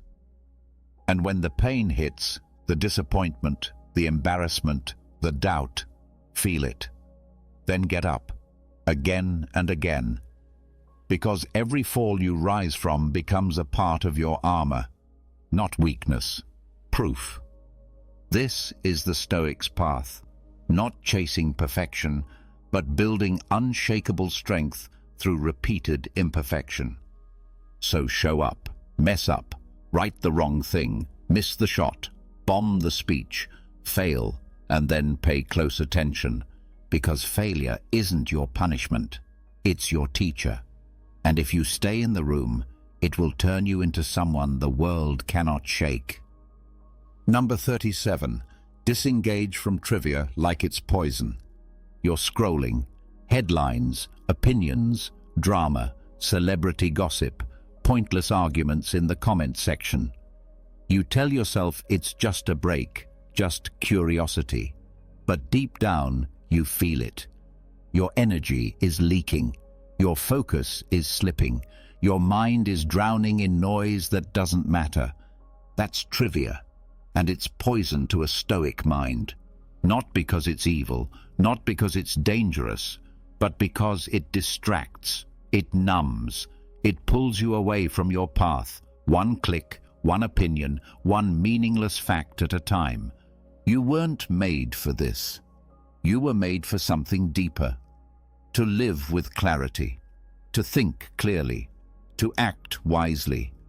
And you can't do that with your brain full of trivia. Marcus Aurelius warned himself, "Do not waste what remains of your life in speculating about others." Why? Because he knew that every minute you give to the trivial is a minute stolen from your purpose, your craft, your inner peace. Trivia isn't just information, it's a trap. It gives the illusion of engagement, but it gives you nothing back. You feel informed, but you're not growing. You feel busy, but you're going nowhere. A Stoic doesn't chase every bit of news. A Stoic doesn't debate every comment. A Stoic doesn't need to know who said what about who. A Stoic disengages, not out of arrogance, but out of discipline. You have limited time, limited focus, limited attention. These are your most valuable resources, and trivia burns through them like fire through dry grass. So when you feel the urge to check, to scroll, to just take a quick look, pause. Ask yourself, will this help me live better? Will this help me grow? Or is this just noise wearing a mask? Walk away, close the tab, turn off the feed. Return to your breath, your work, your values. Read something that feeds you. Write something that sharpens you. Sit in silence. Call someone you love. Move with intention. Because every moment spent in trivia is a moment taken from your potential. Disengage. Not tomorrow, not later, now. Cut the noise. Choose the signal. Protect your mind like it's the most sacred thing you own, because it is. And when the world tries to pull you back into its gossip and distractions, stand firm, quiet, clear. A Stoic doesn't drink poison, even if it's dressed as entertainment. Number 38. Be unreachable when doing the essential. You sit down to focus. You have something important in front of you, a task that matters, a thought that needs your full mind. But then, ping, a message, a call, a notification. Distraction knocks, and without thinking, you open the door. Just like that, your mind is gone. Your energy is split. Your moment is wasted. You were reachable, and you paid the price. If it's essential, protect it. If it matters, guard it. If it shapes your life, build a wall around it. Be unreachable when doing the essential. A Stoic doesn't let the outside world walk in and scatter their attention. A Stoic chooses their focus. A Stoic controls their input. Marcus Aurelius ruled an empire, but still carved out time to think, to write, to be alone. Do you think he paused his reflections every time someone knocked? No, he trained himself to be where he was, with full presence. That's discipline, and it's rare, because today, being always available is seen as polite, as responsible, as productive. But in truth, constant availability is a trap. It steals your depth. It weakens your thinking. It turns every hour into noise. Not everything requires your attention right now. Not every message is urgent. Not every interruption deserves a response. You are not a machine built to react. You are a human being built to create, to think, to build something meaningful.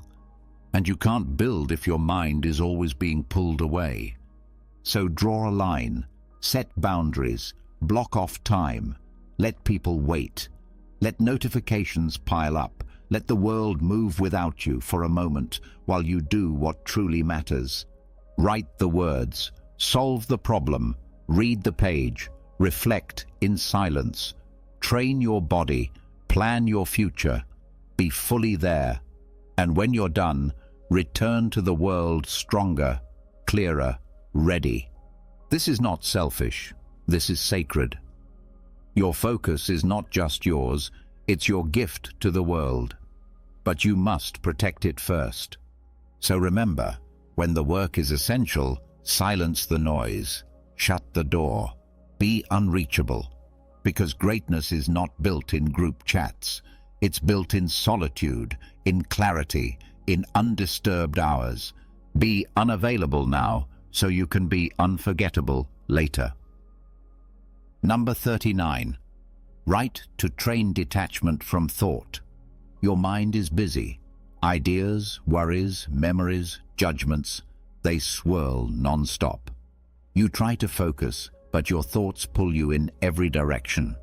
1 minute you're planning, the next you're reliving something from years ago. You feel trapped in your own head. Here's the Stoic solution. Write. Not to impress, not to publish. Write to see, write to release, write to create space between you and your thoughts. Because thoughts are not facts, they are not commands, they are not you. They are passing. They are noise until you name them. And once you write them down, you can step back and say, "Ah, there it is. That's what I've been carrying." Marcus Aurelius did this every day. His meditations were never meant for anyone else. He wrote them to himself, to calm his mind, to examine his fears, to return to what mattered. He used the page as a mirror, not a stage. You can do the same. Writing is detachment in action. You take the thought out of your mind, put it on the page, And now it's no longer swirling. It's separate. You can look at it, study it, question it. Is this true? Is this useful? Is this mine, or something I've picked up from others? Without writing, thoughts stay vague. They repeat. They build pressure. But once you write, the fog clears. The emotion fades. What felt huge often becomes small. What felt confusing becomes simple. So don't wait for perfect words. Don't try to sound smart. Just write. Write the fear. Write the anger. Write the question. Write the thought exactly as it comes. Then breathe. And notice, you are not the thought. You are the observer, the one behind it all, the one choosing what to keep and what to release. Write every morning or every evening. Write when you're lost. Write when you're stuck. Even 5 minutes is enough. You don't need a system. You need honesty. You need stillness. Because a cluttered mind can't be trusted, but a written one can be examined. So write, not to remember, but to let go, not to explain, but to understand, not to control the thought, but to detach from it. That's how a Stoic trains peace, with a pen, a page, and the courage to put the mind in its proper place. Number 40. Record what disgusts you. It's often your hidden teacher. You feel it instantly, that twist in your stomach, that wave of judgment. You see something, someone's behavior, a comment, a mistake, and you recoil. You say to yourself, "That's disgusting. I would never do that." Pause right there, not to judge it, but to study it. Because what disgusts you might not be the enemy. It might be your hidden teacher. Most people turn away from disgust. They avoid it, bury it, mock it. But a Stoic steps closer, not to absorb it, but to understand what it reveals. Marcus Aurelius wrote, "When you wake up in the morning, tell yourself, the people I deal with today will be selfish, arrogant, dishonest, jealous." He didn't say that to complain. He said it to prepare, to reflect, to observe without losing himself. Disgust is a reaction, but within that reaction is data. Maybe it reveals what you're afraid of becoming. Maybe it's a reminder of your own past behaviors. Maybe it's a trait you secretly carry but hide from the world. That's why you must write it down, not to judge others, but to examine yourself. If someone's arrogance disgusts you, ask, where does pride still live in me? If their laziness bothers you, ask, where do I cut corners when no one's watching? If their dishonesty makes you sick, ask, do I stretch the truth when it benefits me? This is not weakness. This is strength. This is how self-awareness sharpens, by tracing the outline of your emotions and turning them into mirrors. What disgusts you may also show you what you've grown beyond, or what you fear you'll fall back into, or what you're silently fighting within yourself. Record it, study it, thank it. Because that discomfort, it's not random. It's trying to teach you something. It's showing you where your values are. It's pointing at parts of the world and yourself that still need your attention. A Stoic doesn't run from discomfort. A Stoic writes it down, reads it back, and uses it to get better. So the next time you feel disgust, don't just flinch. Don't just rant. Get curious. Get quiet. Get your pen. Because buried inside that reaction is the next lesson. And those who are brave enough to learn from what repels them, those are the ones who truly grow. Number 41. Wealth isn't abundance. It's the ability to ignore it. You think wealth means having more money, more status, more luxury, more recognition. That's what the world sells you. But real wealth, stoic wealth, is something different. It's not how much you can collect. It's how much you can walk away from. Wealth isn't about what you own. It's about what doesn't own you. Seneca was one of the richest men in Rome, but he constantly reminded himself, "It is not the man who has too little, but the man who craves more, that is poor." He practiced poverty on purpose. He slept on the floor. He ate simple food. Why? To train himself, to remind his soul that he was free, even from gold. Because the moment you need wealth to feel secure, you are no longer free. You are owned, chained, controlled. True wealth is this: drinking water and being satisfied, owning little and feeling full, looking at luxury without hunger, seeing riches without reaching for them. That is power. Anyone can chase comfort. Anyone can build their identity on expensive things. But a Stoic knows, the higher the pile, the harder the fall. The more you attach to things, the more fragile your peace becomes. So what do? You practice detachment. You remind yourself daily, I don't need this to be whole. Whether it's money, applause, or access, you say, if I lose this tomorrow, I will still be me. And you train that in little ways. Skip the upgrade, wear the same outfit, decline the unnecessary. Eat simply, not because you have to, but because you can. That's not being cheap, that's being clear. Wealth is not stacking things, it's stripping things away until only what matters remains. It's walking through a store full of luxury and feeling no pull. It's hearing about someone else's success and feeling no jealousy. It's having everything and needing none of it. That is freedom. That is Stoic wealth. So don't ask yourself, how much can I get? Ask, how much can I ignore and still feel full? Because the man who can enjoy less, truly enjoy it, is the richest man of all. Number 42. The price of things is what they do to your peace. You look at the price tag. You calculate the cost. You ask, can I afford this? But that's the wrong question. The real cost is not in dollars, not in hours, not in effort. The real cost is in your peace. What does this take from your mind? That's the price. You think you're buying convenience, but it comes with endless updates, pings, attention drains. You think you're buying status, but it comes with pressure, comparison, and a hunger that never ends. You think you're just saying yes, but now your calendar is full and your mind is scattered. That's the part you don't see. That's the tax on your stillness. A Stoic doesn't just ask, what does this cost? They ask, what does this cost me on the inside? Seneca warned of this. We suffer more from imagination than from reality.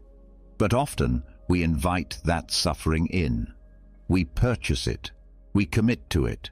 We wear it like a badge until we're exhausted and wonder why. So start measuring differently. Before you buy, ask, will this make my life quieter or louder? Before you commit, ask, will this drain me or ground me? Before you chase, ask, do I want this? Or do I want the peace I had before I started chasing it?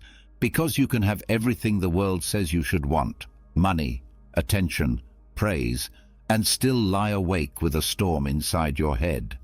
And you can have very little, but protect your inner calm like a fortress and live free. True wealth is peace, not the kind you buy, the kind you guard. So be ruthless about it. Cut out what steals your focus. Say no to what looks impressive but feels heavy. You don't owe anyone a frantic life. Remember this, some things are too expensive, not because of their price, but because of their cost to your soul. A Stoic counts that cost and chooses peace every time. Number 43. Possessions often possess your attention. You bought it because you liked it. Maybe you needed it. Maybe it felt like a reward.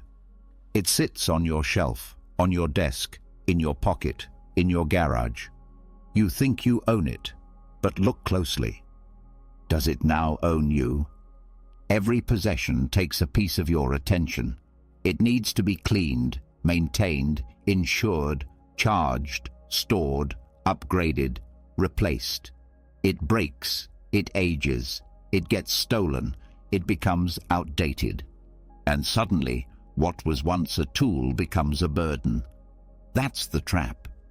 You thought the thing would give you freedom, but now it drains your focus, your time, your energy. You're working to keep it, worrying about losing it, comparing it to what others have. The Stoics warned against this. Epictetus said, "Wealth consists not in having great possessions, but in having few wants."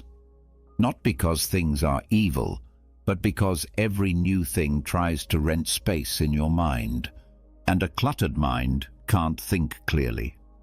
Possessions aren't just physical, they're mental, emotional, invisible. You don't just carry them in your hands, you carry them in your thoughts. That's why a Stoic travels light, not because they hate things, but because they love freedom. They want space in their mind. They want to focus on what matters: character, discipline, peace. Think about it. How much of your day is shaped by stuff? By the things you want to buy, things you want to protect, things you can't stop thinking about. And now ask, are those things serving you, or are you serving them? This is not about throwing everything away. It's about owning things without letting them own you. It's about drawing a line between what's useful and what's just noise. It's about asking, is this helping me live better, or just keeping me distracted? Because when your attention is divided, so is your life. Let your possessions be tools, not trophies.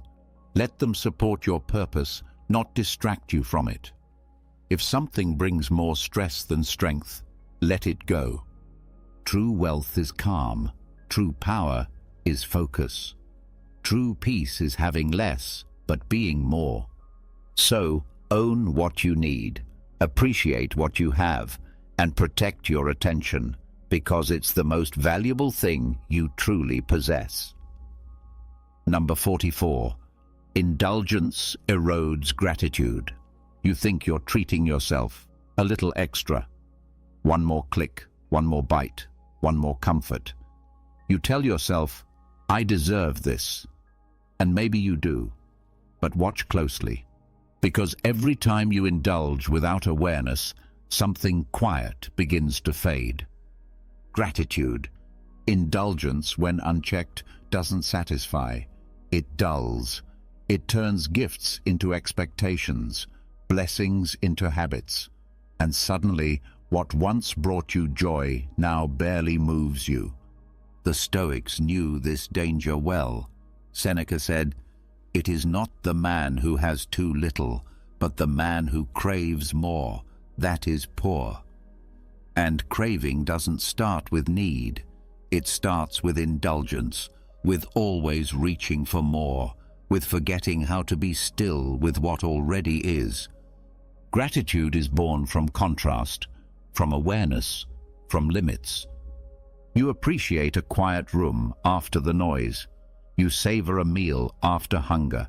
You feel warmth after the cold. But if you never allow yourself the space between pleasures, if you always indulge, you lose the ability to feel grateful. You numb your sense of value. Indulgence makes you restless. You scroll, consume, expect, demand.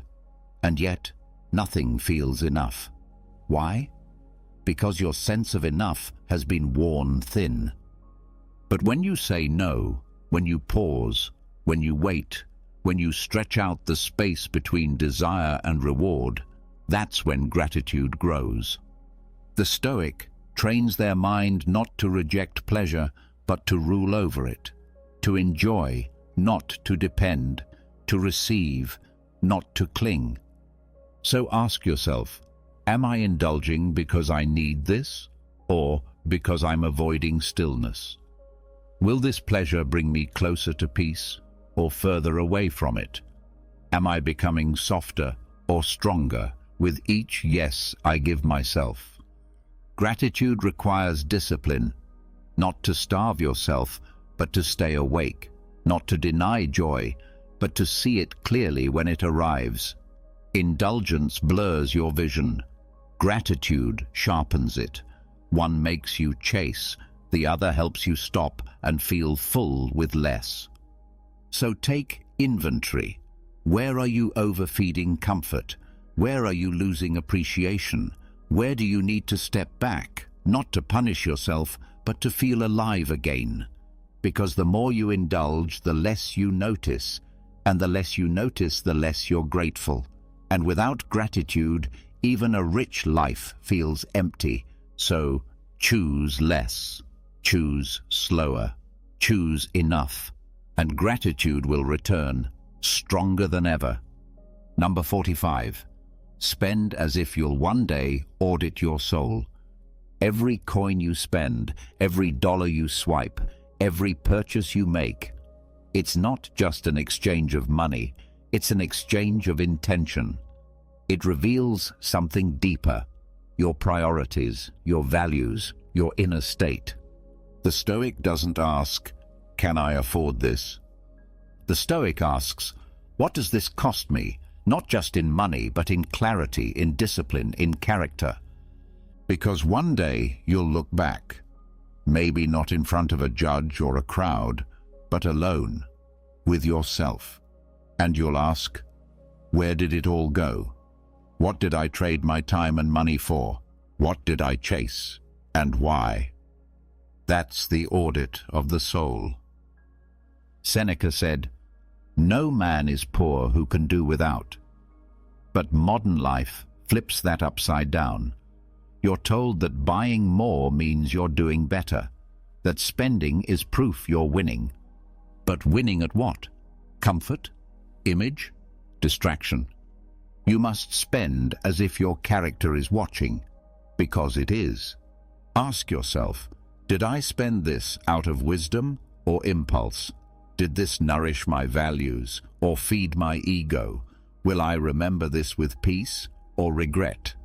Every purchase either supports your virtue or pulls you away from it.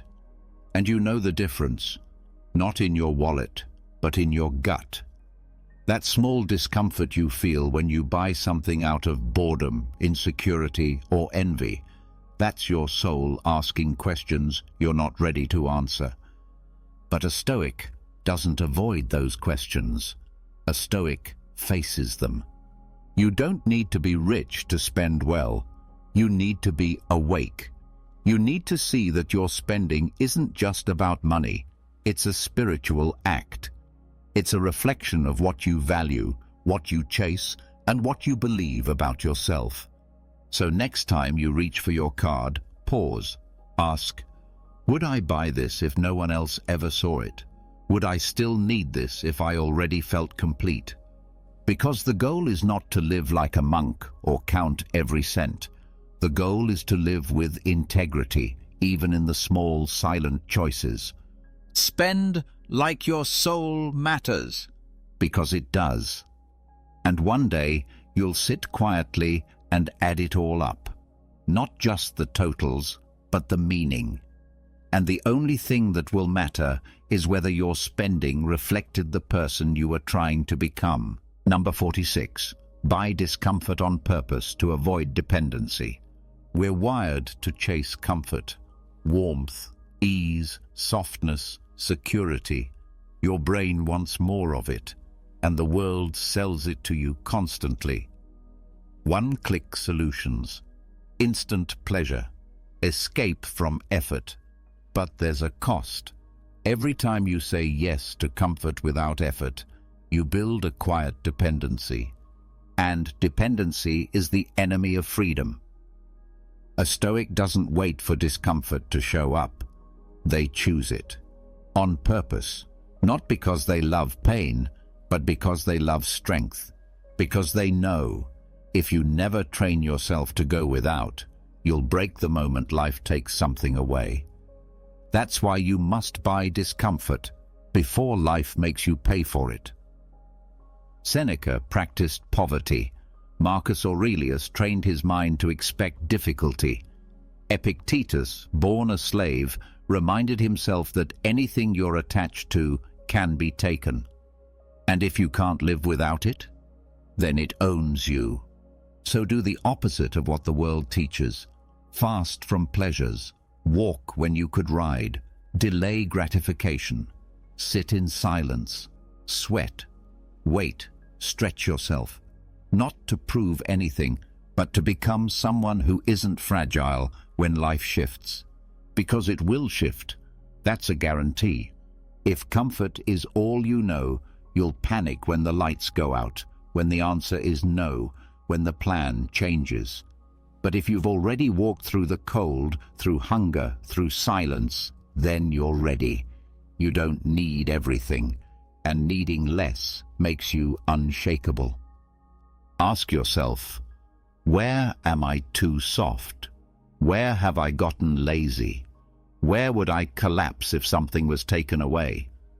Then go there, train there, turn down the temperature, leave the phone behind, wake up earlier, carry something heavy, refuse the shortcut, say no to the easy option just to prove to yourself you can. This is not punishment, it's preparation. This is not pain, it's protection. You're not making life harder, you're making yourself harder to break.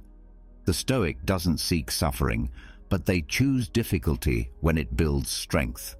They buy discomfort in small daily doses. So when real struggle comes, they meet it with calm eyes and a strong spine. Freedom lives where you are no longer owned by your habits, your cravings, or your comforts. So pay the small price of discomfort now, and avoid the heavy cost of weakness later. Number 47. Luxury is inertia covered in velvet. It looks soft, comfortable, impressive. Luxury wraps itself in beauty, fine materials, elite brands, polished design. It whispers, "You've made it." But underneath the velvet, there's something heavy, something dangerous. Inertia, luxury, unchecked, slows you down. Not because it's evil, but because it removes friction. It removes effort. It makes things too easy, too automatic, too soft. And when life becomes too soft, so do you.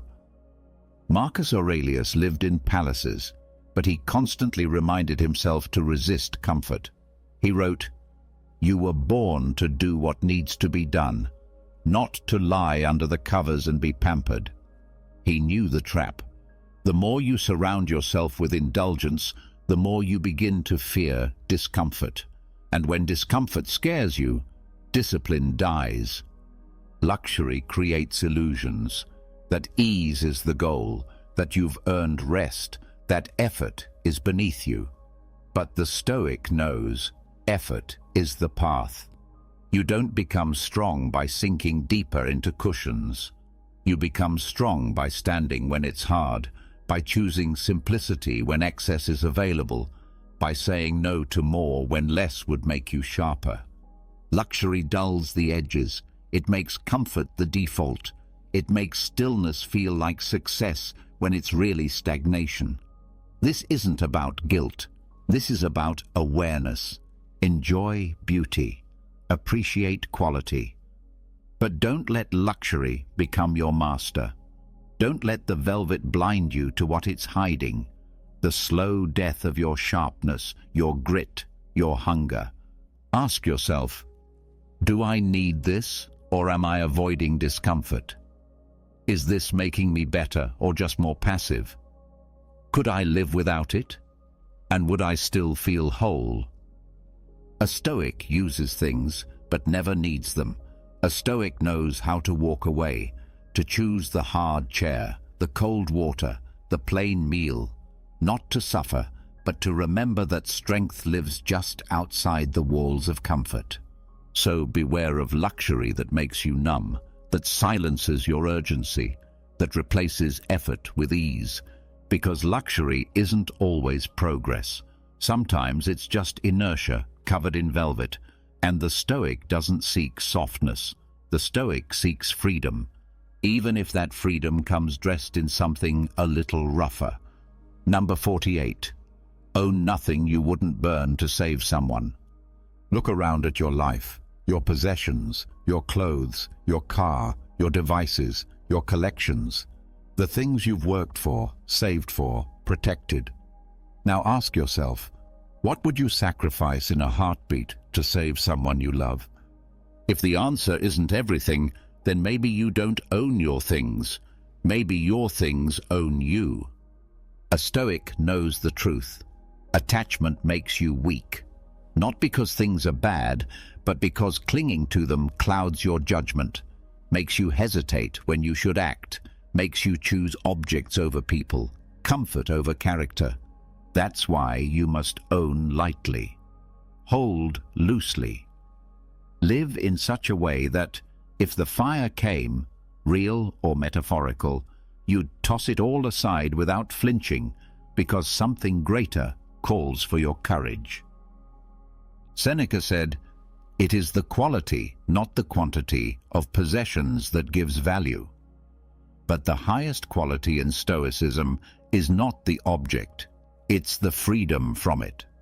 Ask yourself, would I burn this jacket to carry someone to safety? Would I break this phone if it meant calming someone in crisis? Would I lose this home if it meant doing what is right? If the answer is no, then the thing has too much power. This isn't a call to live with nothing. This is a call to live with detachment, to have things but not let them have you, to enjoy what you own without fearing its loss, to invest in people, values, and virtue over objects, image, and pride. Practice this in small ways.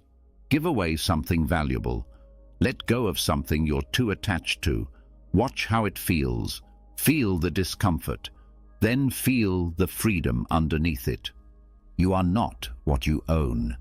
You are what you would give up to do the right thing. You are what you would sacrifice when it truly counts. So own nothing. No status, no item, no luxury. You wouldn't throw into the fire for someone who needed you more. That's not poverty. That's power.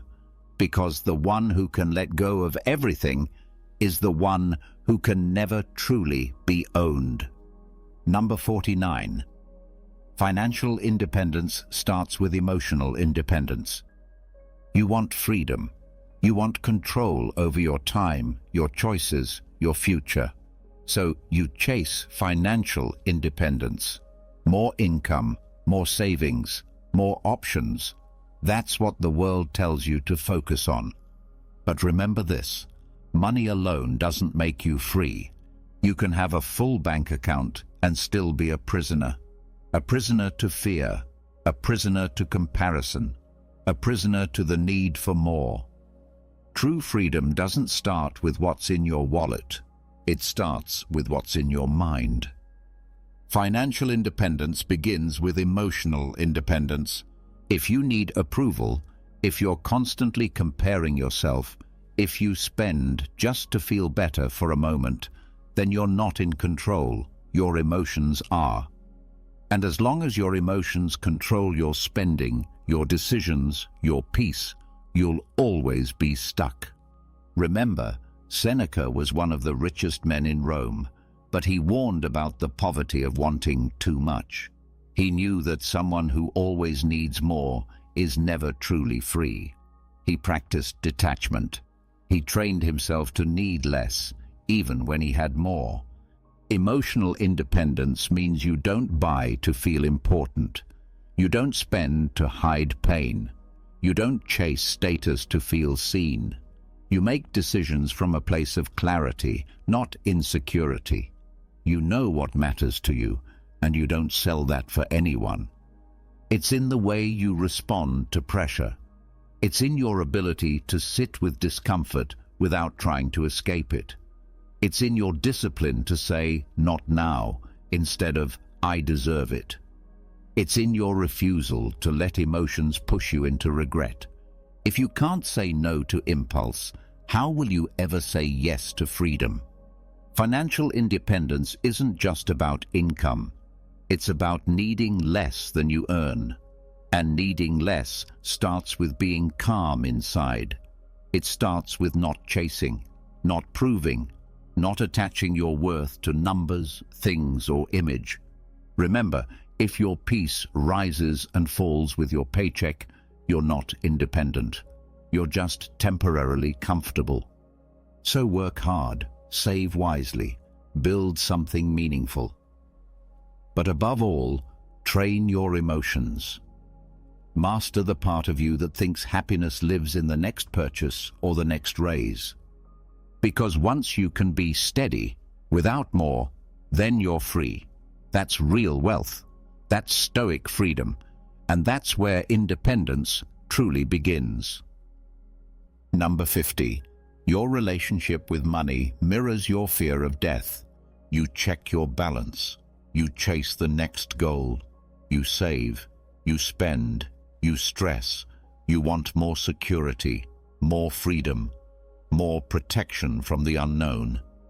But ask yourself honestly, what are you really afraid of? Your anxiety around money often isn't about money. It's about mortality. It's about control in a world that guarantees loss. It's about trying to build a life so padded, so safe, that nothing can harm you. Not failure, not shame, not endings. But deep down, you know the truth.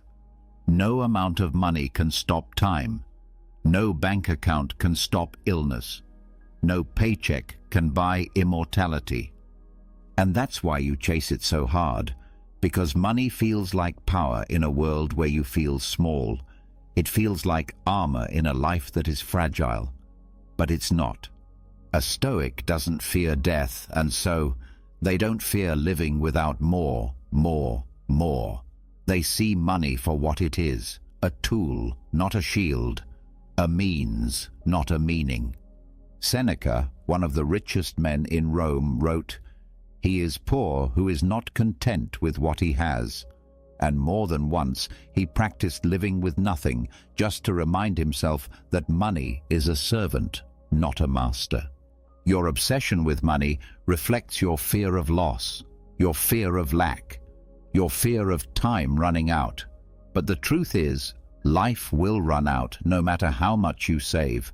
So live well, live wisely, live bravely. Ask yourself, do I want money? Or do I want what I think money protects me from? Do I seek wealth, or do I fear becoming powerless? If I weren't afraid of death, how differently would I treat my time, my energy, my money?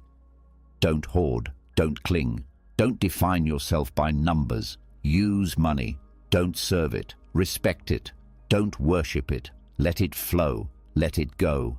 Because the freer you are from the fear of death, the freer you become in life, and your relationship with money will follow. When you accept that you will die, you start asking better questions. Who do I want to be? What truly matters? What can I give away before I go? Then, and only then, can money return to its proper place. Not as a wall to hide behind, but as a tool to build something that will outlast you. Number 51. Correct in private, praise in silence. When someone makes a mistake, your first instinct might be to point it out right away, to correct them, to show them the right way. Maybe part of you wants to be helpful. Maybe part of you wants to be seen as the one who knows better. But remember this, public correction often humiliates. It doesn't teach, it wounds. A Stoic doesn't correct to dominate. A Stoic corrects to serve, quietly, privately, with care. When you correct someone in private, you protect their dignity. You remove the crowd, the pressure, the fear of being exposed. You make space for truth to be heard, not defended against. People are more open to growth when they don't feel like they're being judged or embarrassed. They can listen instead of putting up walls. So if you must correct, pull them aside. Speak calmly. Be direct, but kind. Make it about the action, not the person. And then let it go. There's no need to make a show of someone else's learning. Now, when it comes to praise, the world often says the opposite. Post it, announce it, celebrate loudly. But remember, not all praise needs to be public. In fact, the most powerful praise is the kind that expects nothing in return. Praise in silence, not for recognition, not for applause, but because you see something good and you quietly honor it. You hold respect in your heart, not just on your lips. Praise in silence also keeps your ego in check. It stops you from turning someone else's success into your own moment of virtue. You don't need to be the one who sees everything, just be the one who respects what's worth seeing. And if you do speak praise, let it be simple. No need to overdo it. No need to attach your identity to their achievement. Let them shine. Let them grow. So remember this balance. When someone is wrong, guide them in private. When someone is right, appreciate them without needing to be noticed. That is grace. That is control. That is stoicism in action. Correct with humility. Praise with restraint. Always protect the other person's path, because how you handle their moments reveals everything about your own. Number 52. Be hard to offend. It's a form of generosity. Someone says something rude. They ignore you. They misunderstand you. They criticize you. You feel the sting rise up. That sharp instinct, how dare they? You want to respond, correct, defend, fight, but stop. What if instead of reacting, you simply didn't take offense? What if you let it pass like wind against a mountain? Being hard to offend is not weakness. It's strength in disguise. It's not passivity. It's control. And more than that, it's generosity. Because when you refuse to be offended, you give others room to be imperfect. You create space. You break the cycle of ego clashing with ego. You bring calm where there would have been fire. A Stoic doesn't walk around with thin skin. A Stoic walks with depth, with patience, with understanding. Marcus Aurelius wrote, "Choose not to be harmed, and you won't feel harmed. Don't feel harmed, and you haven't been." Offense is a choice, and it's often a loud one made by a quiet ego. Ask yourself, is this truly an attack or just a clumsy expression? Did they mean harm, or am I interpreting harm? Even if they meant harm, does my peace need to be the cost of their ignorance? When you're quick to take offense, you give your power to others. You let their words drive your emotions. But when you stay steady, you show real mastery. You protect your mind. You move forward without dragging 1,000 little injuries behind you. And here's the deeper truth. People are messy. They speak without thinking. They project.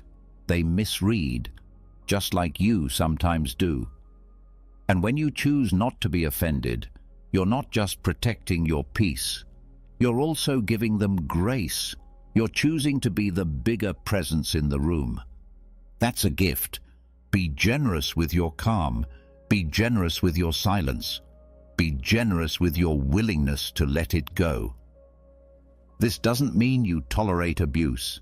It doesn't mean you don't set boundaries. But it means you pick your battles wisely. You ask yourself, is this worth my energy? Or can I rise above it quietly, completely, and move on stronger? So from today on, practice being unshakable, not cold, but calm, not numb, but wise, not closed off, but open enough to let things pass through without wounding your core. Be hard to offend. It's a rare strength, and a quiet kindness the world needs more of. Number 53. Choose being at peace over being heard. You feel misunderstood. Someone cuts you off. Someone twists your words. Someone challenges you, and every part of you wants to speak, to explain, to defend.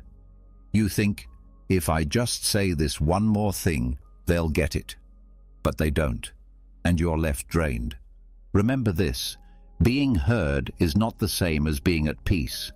Most arguments are not about truth, they're about ego, about the need to be right, to win, to be validated.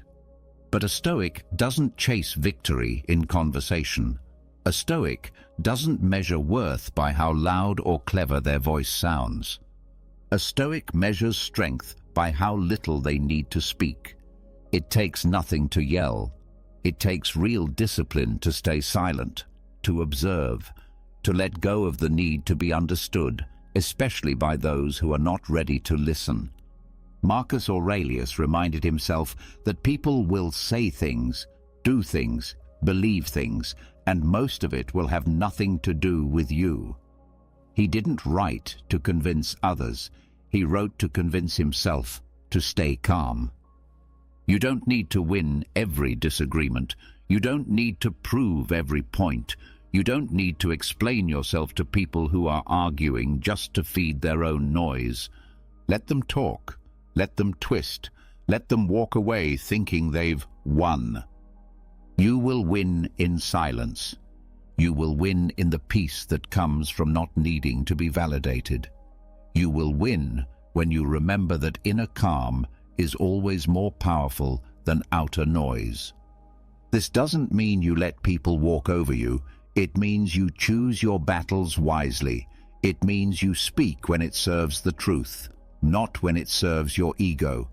And when silence is stronger, you choose silence without shame.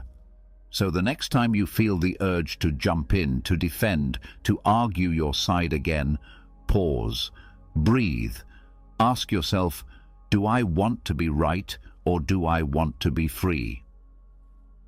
Because peace is earned in restraint, and being heard is meaningless if it costs you your clarity.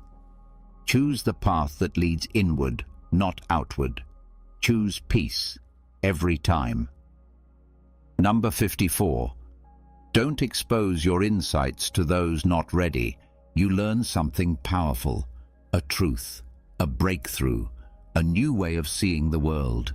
It changes you, quietly, deeply, and your first instinct? To share it, to explain, to show others what you've seen. But stop. Don't rush to speak wisdom where it won't be heard. Don't expose your insights to those not ready. Not because you're better than them, not because you're above them, but because truth is heavy, and if someone hasn't built the strength to carry it, it will feel like an attack, not a gift. A Stoic knows. Timing matters. Readiness matters. You can't force someone to grow. You can't plant seeds in frozen ground and expect them to bloom. Marcus Aurelius wrote for himself, quietly, daily, not to impress, not to preach, but to live the wisdom, to become it. That's your job too, not to argue or convert, but to embody what you know. Let your life speak louder than your words ever could. Some will ask, some will feel the change in you and be drawn to it. That's when you share, when they're open, not just present. Sharing too soon turns insight into noise. It creates defensiveness, not understanding. Resistance, not reflection. So when you learn something deep, sit with it. Let it shape you. Let it grow roots in silence. That's how it becomes real. Not when it's explained, but when it's lived. Ask yourself, are they asking, or am I trying to be heard? Is this wisdom, or is this ego looking for applause? Do they need this truth, or do I just need to say it? And if the answer isn't clear, wait. Wait until they're searching. Wait until they're curious. Wait until they say, "How did you learn to think like that?" Then share, gently, humbly, without trying to impress. Just truth, offered with no expectation. Because insight is not entertainment. It's not a performance. It's a responsibility. And it loses its power when thrown into ears that are closed. So protect your wisdom. Let it ripen inside you. And when the moment is right, you won't need to shout it.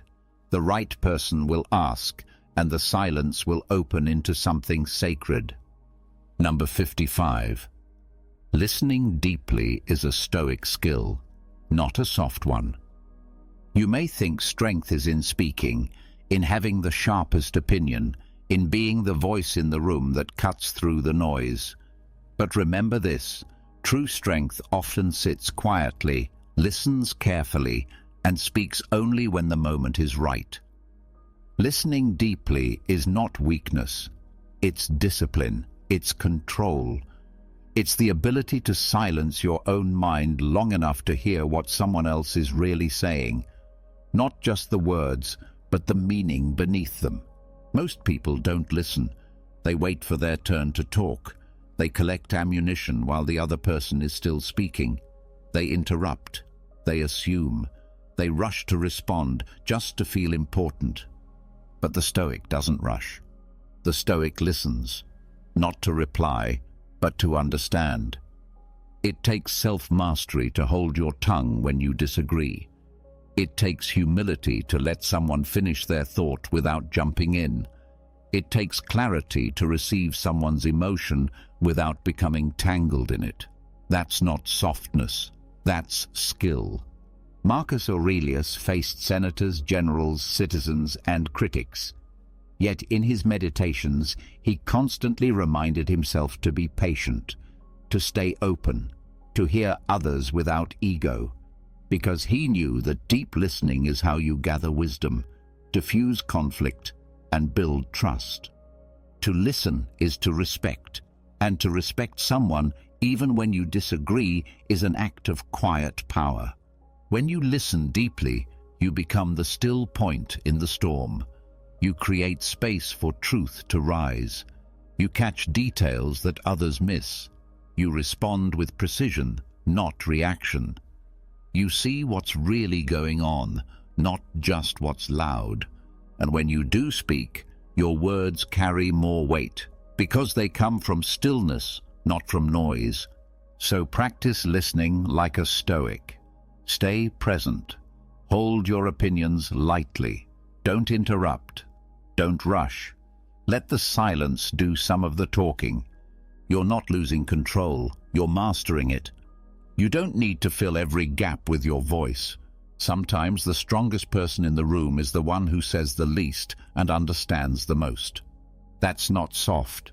That's sharp. That's stoicism. Number 56. Say only what you'd publish under your real name. You're about to speak, to post, to comment, to vent, to whisper behind someone's back. It feels good in the moment, quick, sharp, clever, maybe even justified. But pause. Ask yourself, would I say this if my name were stamped beside it forever? That's the test. Say only what you'd publish under your real name, nothing hidden, nothing disguised, no mask, no false identity, no safe distance. A Stoic speaks with integrity, not because they fear getting caught, but because they refuse to be divided within themselves. What they think, what they say, what they do, it's one seamless thread. No double life, no secret voice, no need to delete the message later. Seneca said, What you do when no one is watching reveals who you truly are. But the same applies to your words. What you say in private, in anger, in gossip, those words leave a mark on others, on yourself. Would you stand on a stage, say those words, and sign your name underneath? If not, why say them at all? Let your speech be something you'd be proud to attach your face to. Speak as if your words are carved in stone, because in someone's memory, they will be. This isn't about fear, it's about self-respect. When you hold your words to a higher standard, you raise your entire way of living. You become trusted, steady, clean inside, not perfect, but consistent. It means no insults that hide behind sarcasm, no online comments you wouldn't say in person, no criticism you wouldn't deliver face-to-face with calm and clarity. Your voice becomes stronger when you don't have to take anything back. So from now on, before you speak, type, post, or joke, ask, would I be willing to own this fully, publicly, forever? If yes, speak it with courage. If no, silence will serve you better. Because a name attached to truth is powerful. A name attached to wisdom builds trust. And a name that needs to hide behind shadows hasn't found its strength yet. So speak as if the world is listening, and your conscience is too. Because the Stoic doesn't just say the right thing, they say only what they're proud to sign. Number 57. Conversations should leave others lighter. Every time you speak to someone, you leave something behind. A feeling, a tone, a weight or a lift. And the question is, did you leave them heavier or lighter? Words matter. Your presence matters. Conversations are not just exchanges of information, they are exchanges of energy, emotion, and attention. And a Stoic understands this. You don't speak just to be heard, you don't share just to unload, you speak with purpose, with clarity, with care. Most people talk to be right, to be admired, to be louder. They talk over each other, drag others into complaints, criticism, or drama. They leave conversations feeling satisfied, while the other person feels drained. That is not Stoicism. That is selfishness. A Stoic speaks less but says more. A Stoic knows that real strength is not in controlling the room, it's in uplifting it. You don't have to flatter, you don't have to pretend, but you do have to respect the impact of your voice. Ask yourself after every conversation, did I give this person space to speak? Did I listen more than I talked? Did I help them feel calmer, clearer, or more grounded? Because people may not remember your exact words, but they will remember how they felt around you. That's your legacy, moment by moment, word by word. Even hard truths can be delivered gently. Even disagreements can be handled with dignity. Even silence, when used with care, can be more healing than 1,000 noisy words.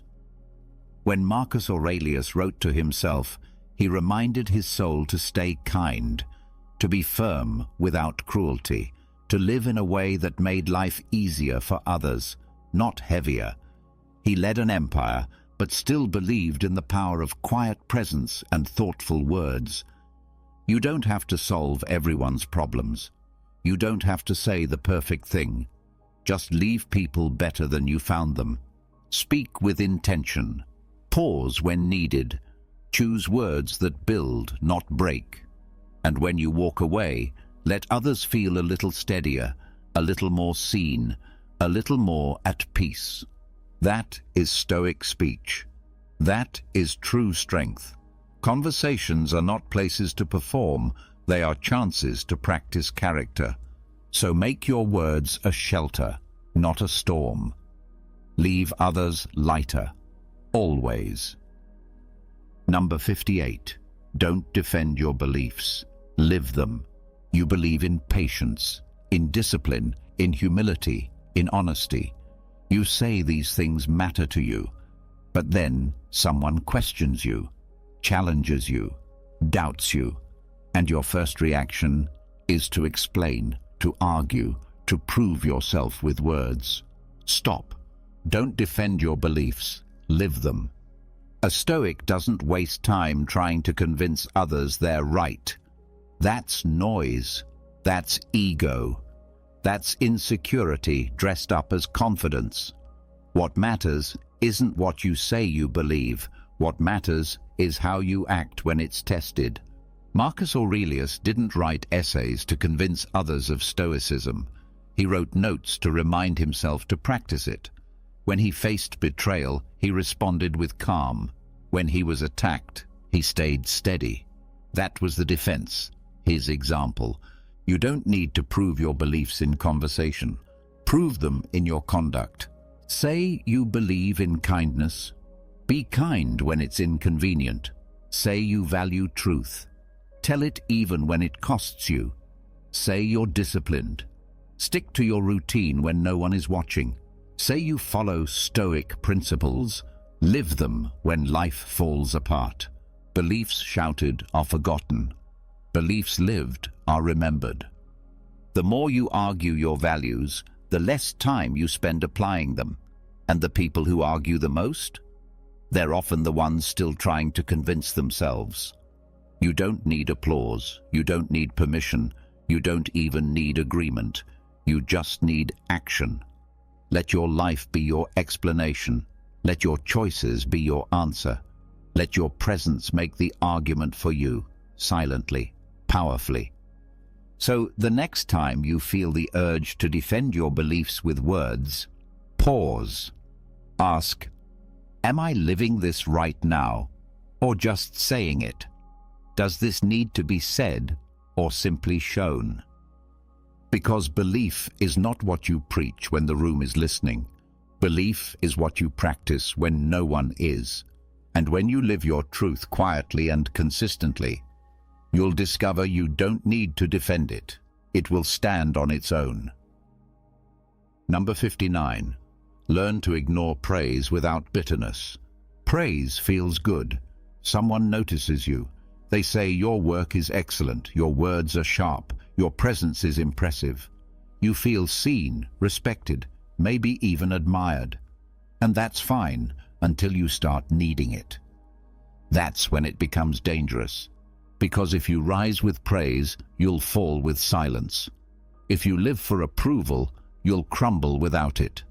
And worse, if you try to ignore praise but feel bitter about it, you're still trapped. You're still controlled. The Stoic way is different. The Stoic learns to ignore praise, not with coldness, not with pride, and not with resentment, but with calm, with detachment, with humility. Marcus Aurelius was emperor. People praised him constantly. They bowed, they flattered, they obeyed. And yet he wrote to himself, "Ambition means tying your well-being to what other people say or do. Sanity means tying it to your own actions." Praise is external. It's someone else's opinion. It may be sincere or not. It may be earned or accidental, but none of it belongs to you. What belongs to you is your effort, your values, your discipline, your character. You don't ignore praise because you hate it. You ignore it because you've already measured yourself by a higher standard, your own. Learn to say thank you without clinging. Let it pass like the wind. Let it touch you but not carry you. Let it be appreciated but not needed. And don't replace praise with bitterness. Bitterness is still attachment. It's still ego. It's the voice that says, "Why didn't they notice me more?" Or, "Why do they praise others and not me?" That voice is poison. So train stillness. When someone praises you, pause. Smile if you want. Then return to your work. Return to your focus. Return to your principles. Your peace doesn't depend on applause. Your value doesn't rise or fall with compliments. You are steady, not because no one praises you, but because you no longer need them to. That is real freedom. That is true strength. To do what is right, even when no one sees. To live with dignity, even in silence. Ignore praise, not with bitterness, but with quiet confidence. Because a Stoic doesn't chase approval. A Stoic chases virtue, and that alone is enough. Number 60. Patience with ignorance is strength, not surrender. Someone says something foolish, something offensive, something clearly wrong. Your instinct is to snap, correct, shame, prove them wrong. You feel the heat rise in your chest.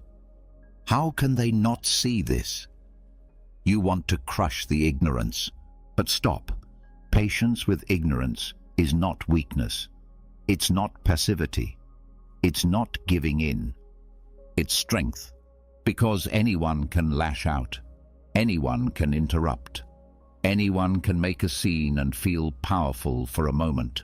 But real strength is calm in the face of foolishness. Real power is choosing not to be pulled down by noise. The Stoic doesn't flinch when ignorance walks in. The Stoic doesn't need to dominate the conversation.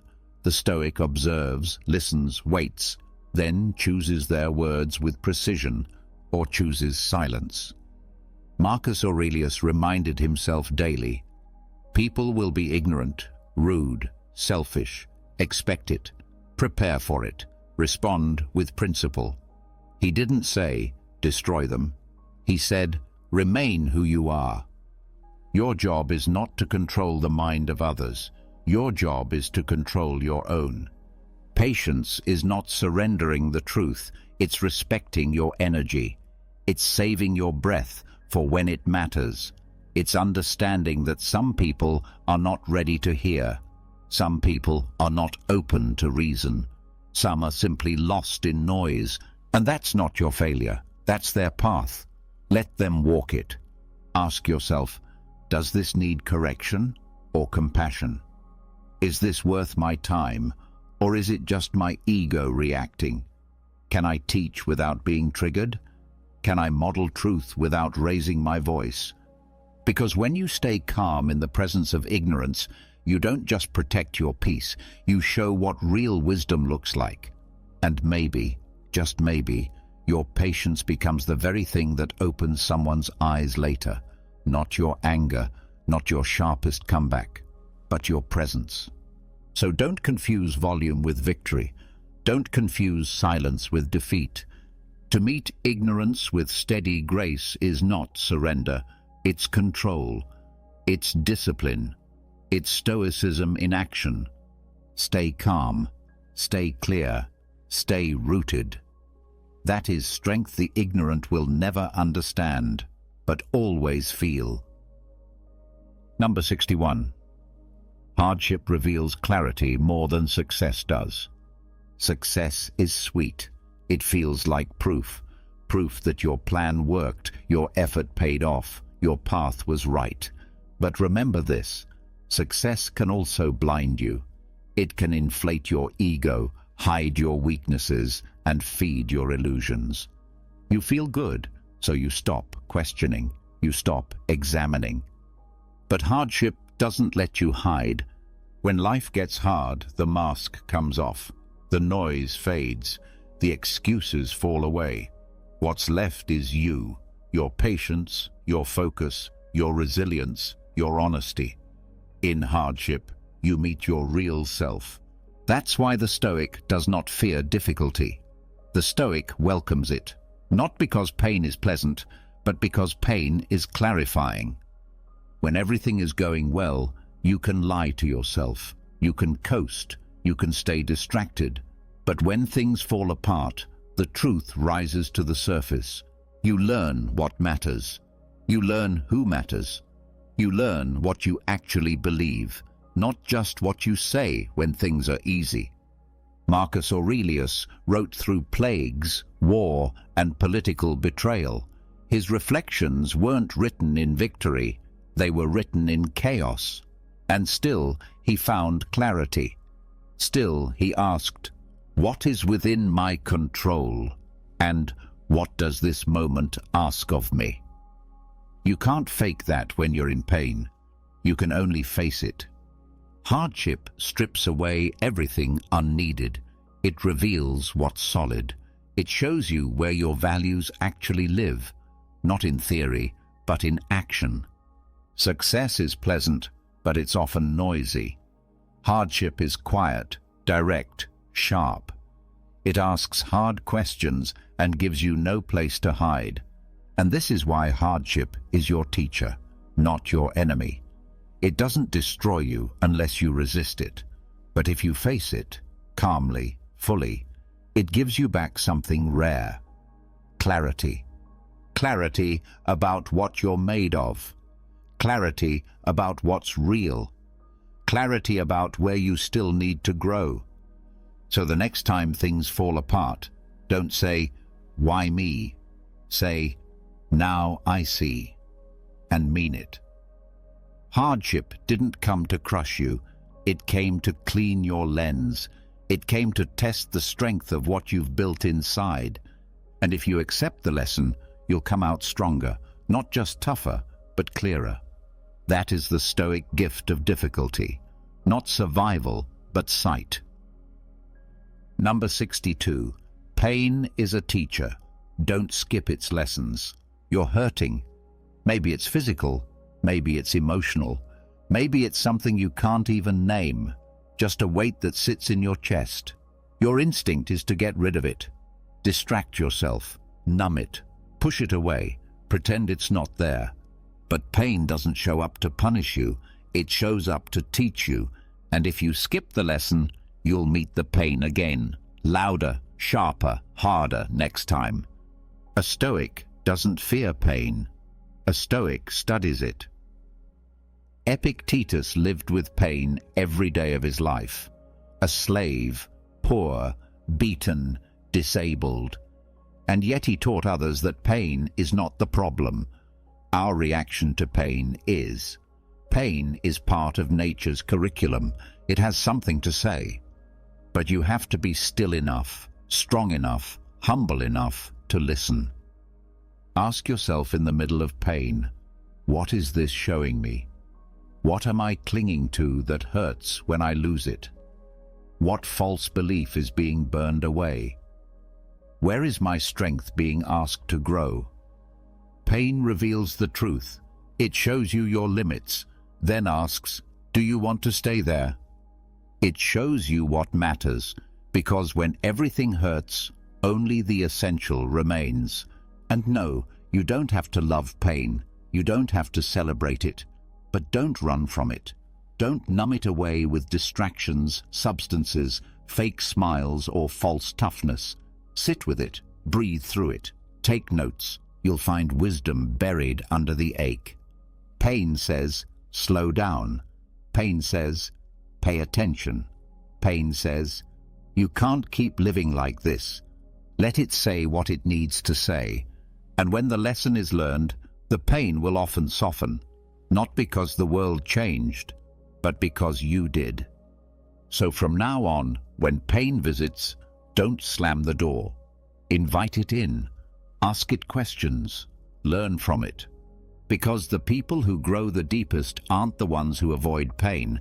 They're the ones who apprentice under it. They suffer, but they come out cleaner, clearer, and stronger. That's the Stoic way. Not to chase pain, but never, ever to waste it. Number 63. Crisis compresses truth. When everything is calm, it's easy to pretend. Easy to hide behind plans, routines, small talk, and surface goals. Life feels wide, stretched, forgiving. You can delay, you can avoid, you can lie to yourself. But when a crisis hits, that space disappears. The world tightens. Time feels short. Choices become clear. There's no more room for fluff, no more space for ego. Crisis compresses truth. It squeezes out what doesn't matter. It exposes what you've been ignoring. It shows you who you are, not the version you show the world, but the one that shows up when pressure hits. That's why Stoics don't run from crisis. They face it, because in crisis, the mask falls, the noise dies down. What's left is real, unfiltered, honest. Marcus Aurelius led during plague, war, and betrayal. Yet even under all that pressure, he wrote clearly to himself. He didn't chase comfort, he chased clarity. He asked, what is mine to control? What is essential? What must I let go of now? Because when crisis comes, you don't have time to be vague. You stop asking, what will people think? And start asking, what's the right thing to do? You stop saying, I'll fix it later, and start acting with urgency. You stop chasing more and start protecting what's essential, your values, your calm, your choices. Crisis sharpens the blade. It shows you who's steady and who's just loud. It reveals what's built on truth and what was built on illusion. And sometimes it hurts. But pain doesn't mean something's gone wrong. It means something real is being uncovered. It means something you needed to see is finally being revealed. So when the moment tightens, when everything feels like it's closing in, don't panic. Breathe. Observe. Listen to what's being stripped away. Watch what remains. Because what stays during the crisis is true. And that truth is your foundation. Not comfort, not opinion, not pride, just truth. Let crisis compress it. Let it press down on the noise until only what matters is left. And when that moment passes, and it will, you'll carry something clean, something tested, something real. That is the Stoic gift of crisis, truth under pressure revealed. Number 64. Learn to fast from attention when in pain. You're hurting, maybe deeply, maybe silently, and the urge rises. You want someone to see it, to notice, to ask, to comfort. You want to be understood, held, validated. You reach for attention like a crutch, like medicine. But here's the hard truth. Attention won't heal you, and chasing it will only make the wound louder. Learn to fast from attention when in pain, not because pain must be hidden, not because you're unworthy of support, but because relying on being seen can become a trap. If your healing depends on how others respond, then your strength depends on something you don't control. A Stoic knows pain is personal. Deep work is done in silence. The fire that transforms you burns inward first, not on a stage, not in a spotlight. Marcus Aurelius faced immense pressure, loss, betrayal, and yet his most honest words were written in private, not to impress, not to seek pity, but to process, to face himself, to grow. Sometimes pain wants to be witnessed. But too often we reach for attention when what we really need is reflection, stillness, solitude, the strength to endure without performance. Ask yourself, am I seeking help or validation? Am I sharing to heal or to be seen suffering? If no one noticed my pain, would I still rise from it? That's the test. That's the strength. To bleed quietly, to stand back up without applause, to grow in the dark and let the result, not the process, speak. Attention is tempting, but attention doesn't fix the root. And sometimes being unseen gives you the space to become. So fast from attention, not forever, just long enough to know you don't need it to survive, just long enough to discover who you are when no one is watching. That kind of strength? It's rare, it's silent, it's stoic. And when you re-emerge, wiser, clearer, steadier, you won't need the spotlight. Your presence will speak for itself. Number 65. Discomfort is where opinions go to die. You think you believe something about strength, about patience, about who you are under pressure. You speak with confidence. You tell yourself you know how you'll act when things get hard. But then the moment comes, the discomfort hits, and suddenly your opinions don't matter anymore. Discomfort burns away the easy answers. It exposes the difference between what you say and what you actually live. In comfort, opinions multiply. Everyone has a theory. Everyone has a voice. Everyone knows what should be done. But when things get hard, really hard, those opinions collapse. Not because they were wrong, but because they were never tested. That's why the Stoic doesn't cling to opinion. The Stoic clings to principle. Opinions are soft. They bend. They vanish under pressure. But principles, those are forged in discomfort. They are proven when you don't want to get up, but you do. When you want to speak, but choose silence. When you want to run, but stay. Marcus Aurelius didn't write what I believe. He wrote what I must do. His wisdom wasn't built in theory. It was built in pain, fatigue, war, and loss. The throne didn't teach him. The struggle did. So when discomfort comes, don't resist it. Don't panic. Watch. Listen. See what ideas fall apart. Let the opinions die. Let the surface beliefs crack. What remains is what's real. Maybe you believed you were disciplined until you had no structure. Maybe you believed you were patient until someone tested your temper. Maybe you believed you were humble until your pride was ignored. Discomfort doesn't lie. It doesn't flatter. It doesn't negotiate. It strips away the surface until your character is standing there, exposed. That's not punishment. That's a gift. So the next time you're in pain or fear or stress, stop asking, why is this happening? Start asking, what part of me is being revealed? Because this is where the false things fall away. This is where truth gets built. Discomfort is the fire. Your opinions are the smoke. Let them rise, let them burn, let them disappear. And when the fire clears, step forward, not with theories, but with something better, a tested, lived, unshakable truth. That's stoicism, that's growth, and that's the power of discomfort. Number 66. Breakdowns are rearrangement, not failure. You're overwhelmed, exhausted. The pieces of your life feel scattered. You forgot something important. You lost your temper. You feel lost, stuck, or like everything is falling apart. And your first thought? I'm failing. But stop. Look closer. Breakdowns are not failure.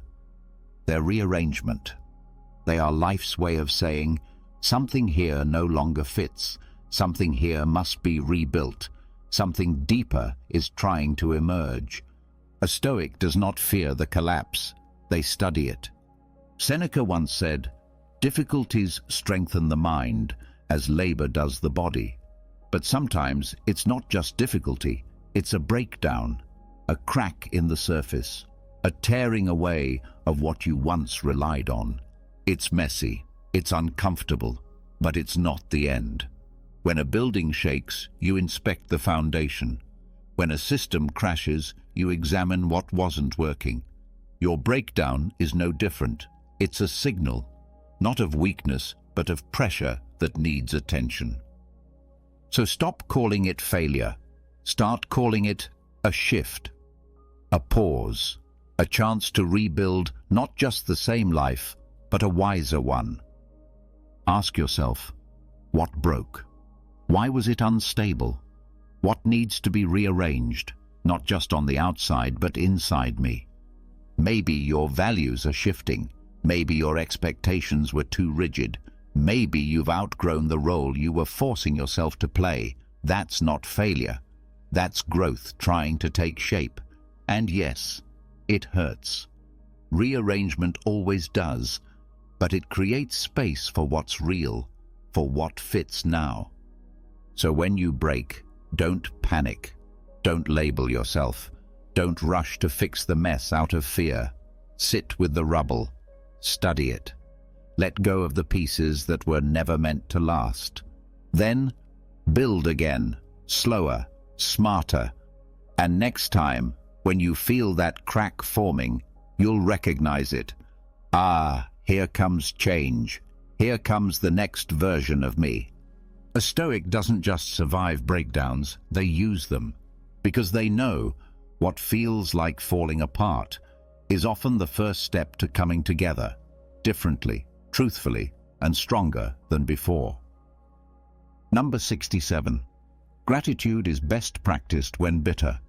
It's easy to feel grateful when life is gentle, when things go your way, when the sky is clear, the work is done, and people are kind. In those moments, gratitude feels natural, automatic. But that's not practice, that's reaction. True Stoic gratitude begins in the opposite place, when things feel unfair, when you're tired, angry, overlooked, or bitter, when the voice in your head says, "Why me?" Or worse, "What's the point?" That's when you practice, because in bitterness you are being tested, not by the world, but by your own mind. Bitterness is the moment when your thoughts close in, when you only see what's missing, what hurts, what others have that you don't. It narrows your view. It makes the world look smaller, colder, more hostile. Gratitude breaks that grip. Gratitude isn't pretending everything is okay. It's choosing to see what is still good, even when your emotions scream otherwise. It's reaching on purpose for what remains, what didn't fall apart, what still breathes, what still teaches. Marcus Aurelius wrote, "Don't curse the storm. Be grateful that your mind remains your own." That's the essence of it. When life is bitter, your power is not in changing the pain, but in noticing what hasn't been taken from you. You're still here. You're still breathing. You still have today. You still have the chance to respond with strength instead of resentment. That's not a small thing. So, when you feel bitter, pause. Don't bury it. Don't deny it. Just sit with it and add something else beside it. Gratitude, not fake optimism, just truth. Real, grounded, painful, beautiful truth. Like, I'm hurting, but I'm not broken. This is hard, but I'm learning. They were unfair, but I won't lose myself over it. That is Stoic gratitude. It's quiet. It's disciplined. It shows up in the dark and lights a small candle anyway. And when you do that, something shifts. The bitterness doesn't win. It may still be there, but it no longer controls the narrative. You've taken the weight and made space beside it, for peace. Gratitude practiced in comfort is pleasant. Gratitude practiced in bitterness is powerful. That's the one that counts. That's the one that grows. That's the one that saves you. Number 68. Nothing breaks you if you don't interpret it as harm. You lose something. Someone lets you down. Life throws you a blow you didn't expect. You feel the sting, the weight, the tension. Your mind rushes to label it. This is bad. This hurts me. This broke me. But stop, before the story takes over. Ask yourself, what if this didn't harm me at all? Nothing breaks you if you don't interpret it as harm. That's not denial. That's discipline. That's power. Because the moment you name something as damage, you hand it control. You let it define you. But a Stoic knows pain is real, discomfort is real, but harm is a judgment. Marcus Aurelius reminded himself daily, choose not to be harmed, and you won't be. You can lose money and still be rich in character. You can lose status and still be rooted in truth. You can be criticized, ignored, rejected, and still remain whole inside, untouched where it matters most. The blow isn't what breaks you, it's your interpretation. Yes, it's uncomfortable, but is it unbearable? Yes, it stings. But does it define you? Yes, it's difficult. But does it mean you've lost something that truly matters, or just something temporary? Your mind is the filter, and if you clean the filter, the world can shake and storm around you, and you remain clear, grounded, unshaken. Ask yourself in every challenge, is this harming me, or just challenging me? Is this breaking me, or just showing me where I still need to grow stronger? The power is in the pause, in the space between stimulus and story, between what happened and what you decide it means. A Stoic lives in that space. They don't flinch, they choose. So from now on, when life pushes against you, don't react with, this broke me. Respond with, this is shaping me. And you'll find what looked like harm was simply heat, refining, not destroying. What felt like ruin was resistance training for the soul. Because you are not what happens to you. You are what you choose to see in it. And nothing, not failure, not loss, not pain, can break the person who refuses to label themselves broken. Number 69. Say less when suffering. It cultivates awareness. Pain comes, sometimes quietly, sometimes all at once. A loss, a betrayal, a failure, a weight you didn't ask for. And when it does, the instinct is to speak, fast and loud, to explain, to vent, to look for someone to blame or someone to soothe. But remember this, in the first moments of suffering, words often block clarity.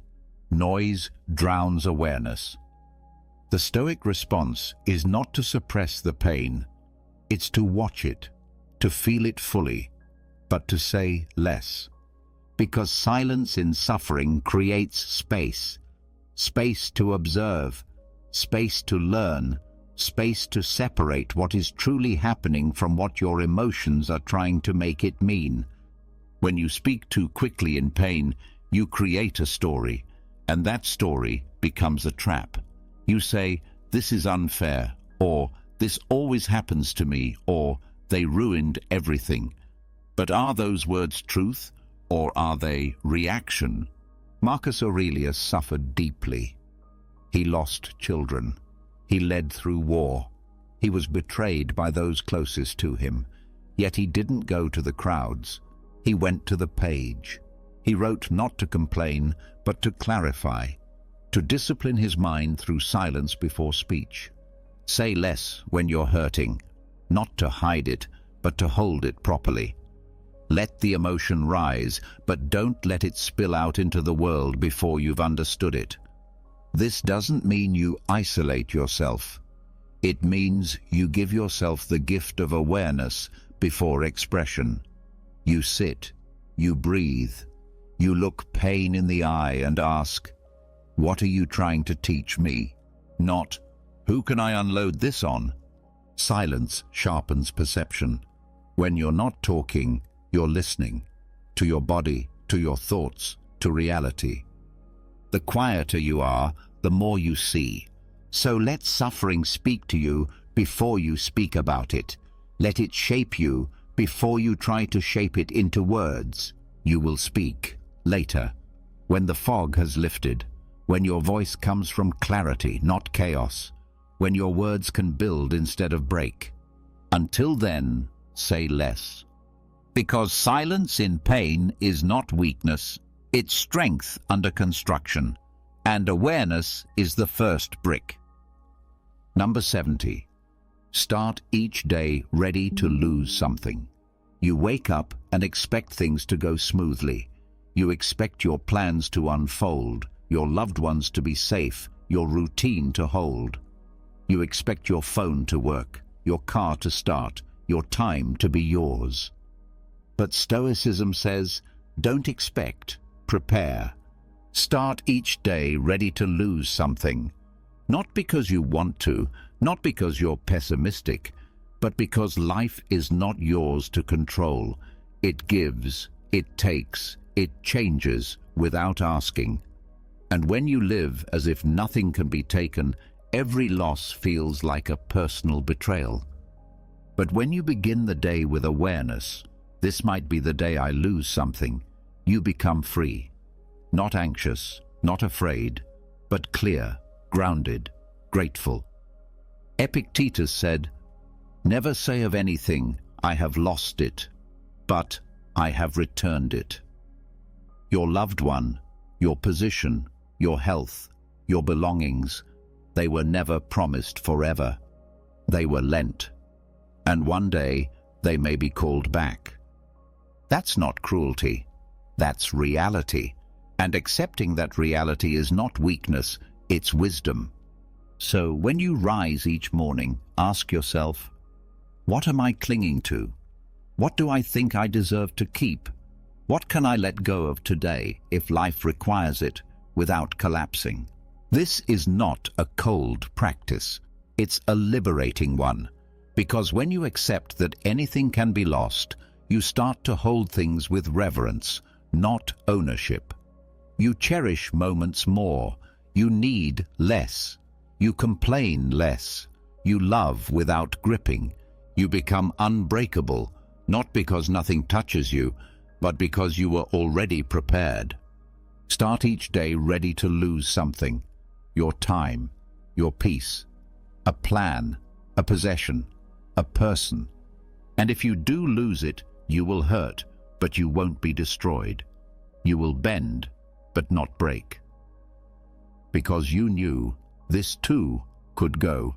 And if you don't lose anything that day, then end it in quiet gratitude, knowing that nothing extra was promised, yet you were given more anyway. That's the mindset of a Stoic, not to live in fear of loss, but to live ready, to live awake, to live free. Number 71. Nature is your master. Observe before interfering. You want to act, to change, fix, control, to bend the world around you to your plan. But before you move, before you speak, before you intervene, pause. Look, because nature is not something outside of you. It is the system you are within. The Stoics didn't speak of nature as trees and rivers alone. They meant reality itself. The order of things, the rhythm that guides life, motion, growth, and decay. And that rhythm is wiser than you are. Nature is your master, and your first task is not to command it, but to observe it. Before you try to solve the problem, watch it. Before you try to correct someone, understand them. Before you try to change the day, respect how it began. The sun rises without your permission. The seasons turn without your input. Pain comes and leaves on its own terms. People are as they are, not as you wish they would be. And all of this happens with or without your interference. So don't rush to force. Don't rush to fix. Study. Sit with it. Watch what unfolds when you don't immediately push back. You'll begin to see the patterns, cause and effect, resistance and flow, natural limits and timing. Marcus Aurelius reminded himself constantly, align yourself with the rhythm of the universe. He didn't mean give up. He meant get quiet. See how things actually move, then decide how to respond. The Stoic doesn't fight gravity. They work with it. They don't curse the storm. They prepare for it. They don't uproot a tree because it grows slowly. They understand that nature works in patience and precision. You are part of that system, and when you forget that, you become frustrated, anxious, overbearing. You try to force what needs to unfold. You interrupt what needs to breathe, and in doing so, you create more chaos than calm. So let nature lead. Let life show itself before you try to shape it. Observe first. Speak second. Move only when your understanding is greater than your emotion. Because a Stoic doesn't rush into battle with reality. A Stoic moves in rhythm with it. And nature, calm, brutal, beautiful, is always your teacher, always your master. Number 72. Be as indifferent to applause as the moon is. You do something good. You work hard. You show up. And then you wait for a like, a compliment, a nod, a well done. And if it doesn't come, you feel it. That small sting, that question in the back of your mind, did it even matter? But here's the truth. The work mattered. The applause doesn't. Be as indifferent to praise as the moon is to the people staring at it. The moon shines whether you look or not. It doesn't glow brighter when admired. It doesn't dim when ignored. It simply is, constant, silent, strong. A Stoic lives the same way. You're not here to impress. You're not here to be celebrated. You're here to live with virtue, to do the right thing because it's right, not because it earns you applause. Marcus Aurelius ruled the greatest empire of his time, yet wrote, "Ambition means tying your well-being to what other people say or do. Sanity means tying it to your own actions." Let that sink in. If you let praise feed you, you'll starve without it. If you let approval define you, you'll crumble the moment it fades.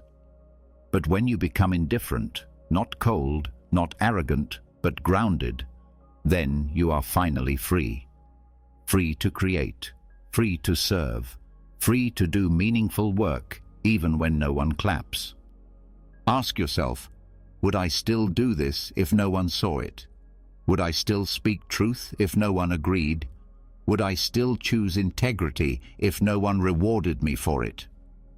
If the answer is yes, good, you're walking the Stoic path. Because applause is fleeting. One day they cheer, the next they forget.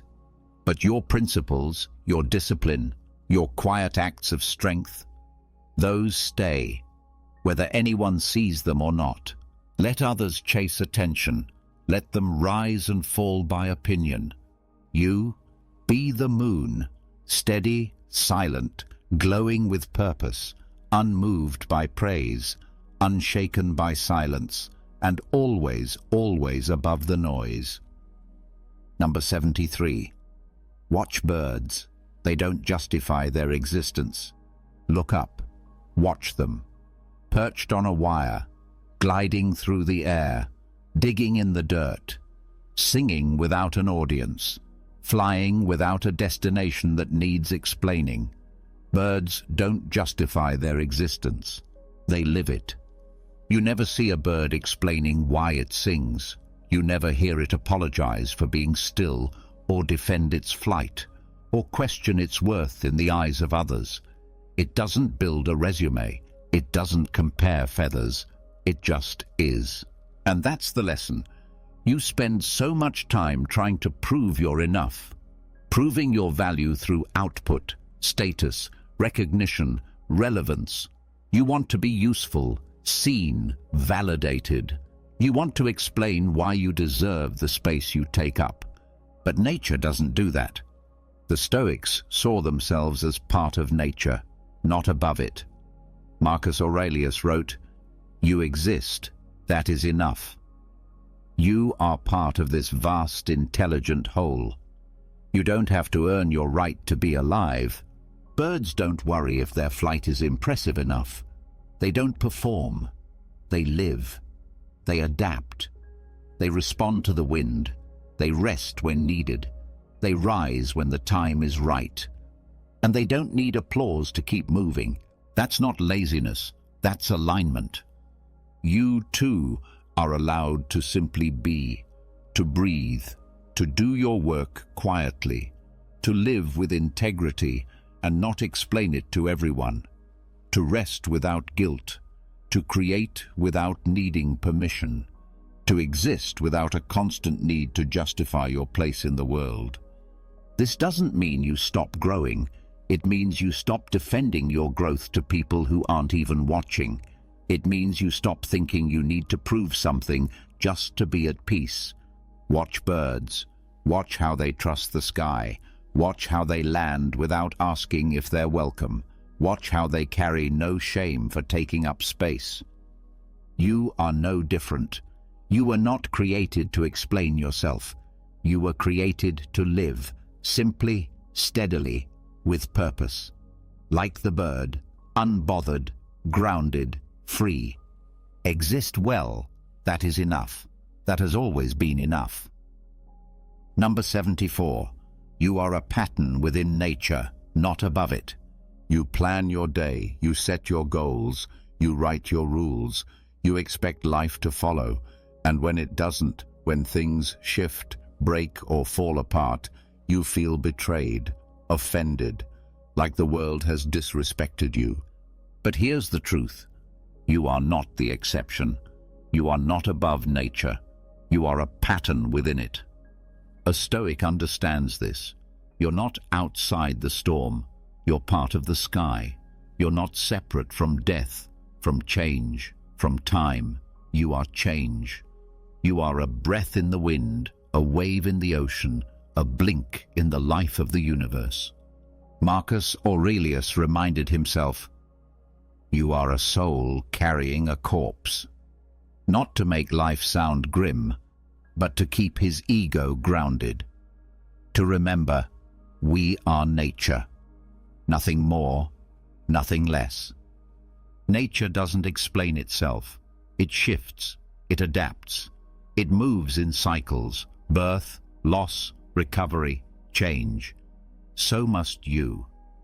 If a tree loses its leaves, it doesn't complain, it waits. If a river is blocked, it doesn't rage, it bends. If the body is sick, it doesn't ask why me. It begins to heal, slowly, silently, without drama. You must do the same. Stop expecting life to make special arrangements for you. Stop believing hardship means something is broken. Nothing is broken. It's just nature doing what nature does. You are made of the same materials as the stars, the mountains, the dust. Your thoughts may feel grand, but your body is soil. Temporary, interconnected, alive for a while, and then return.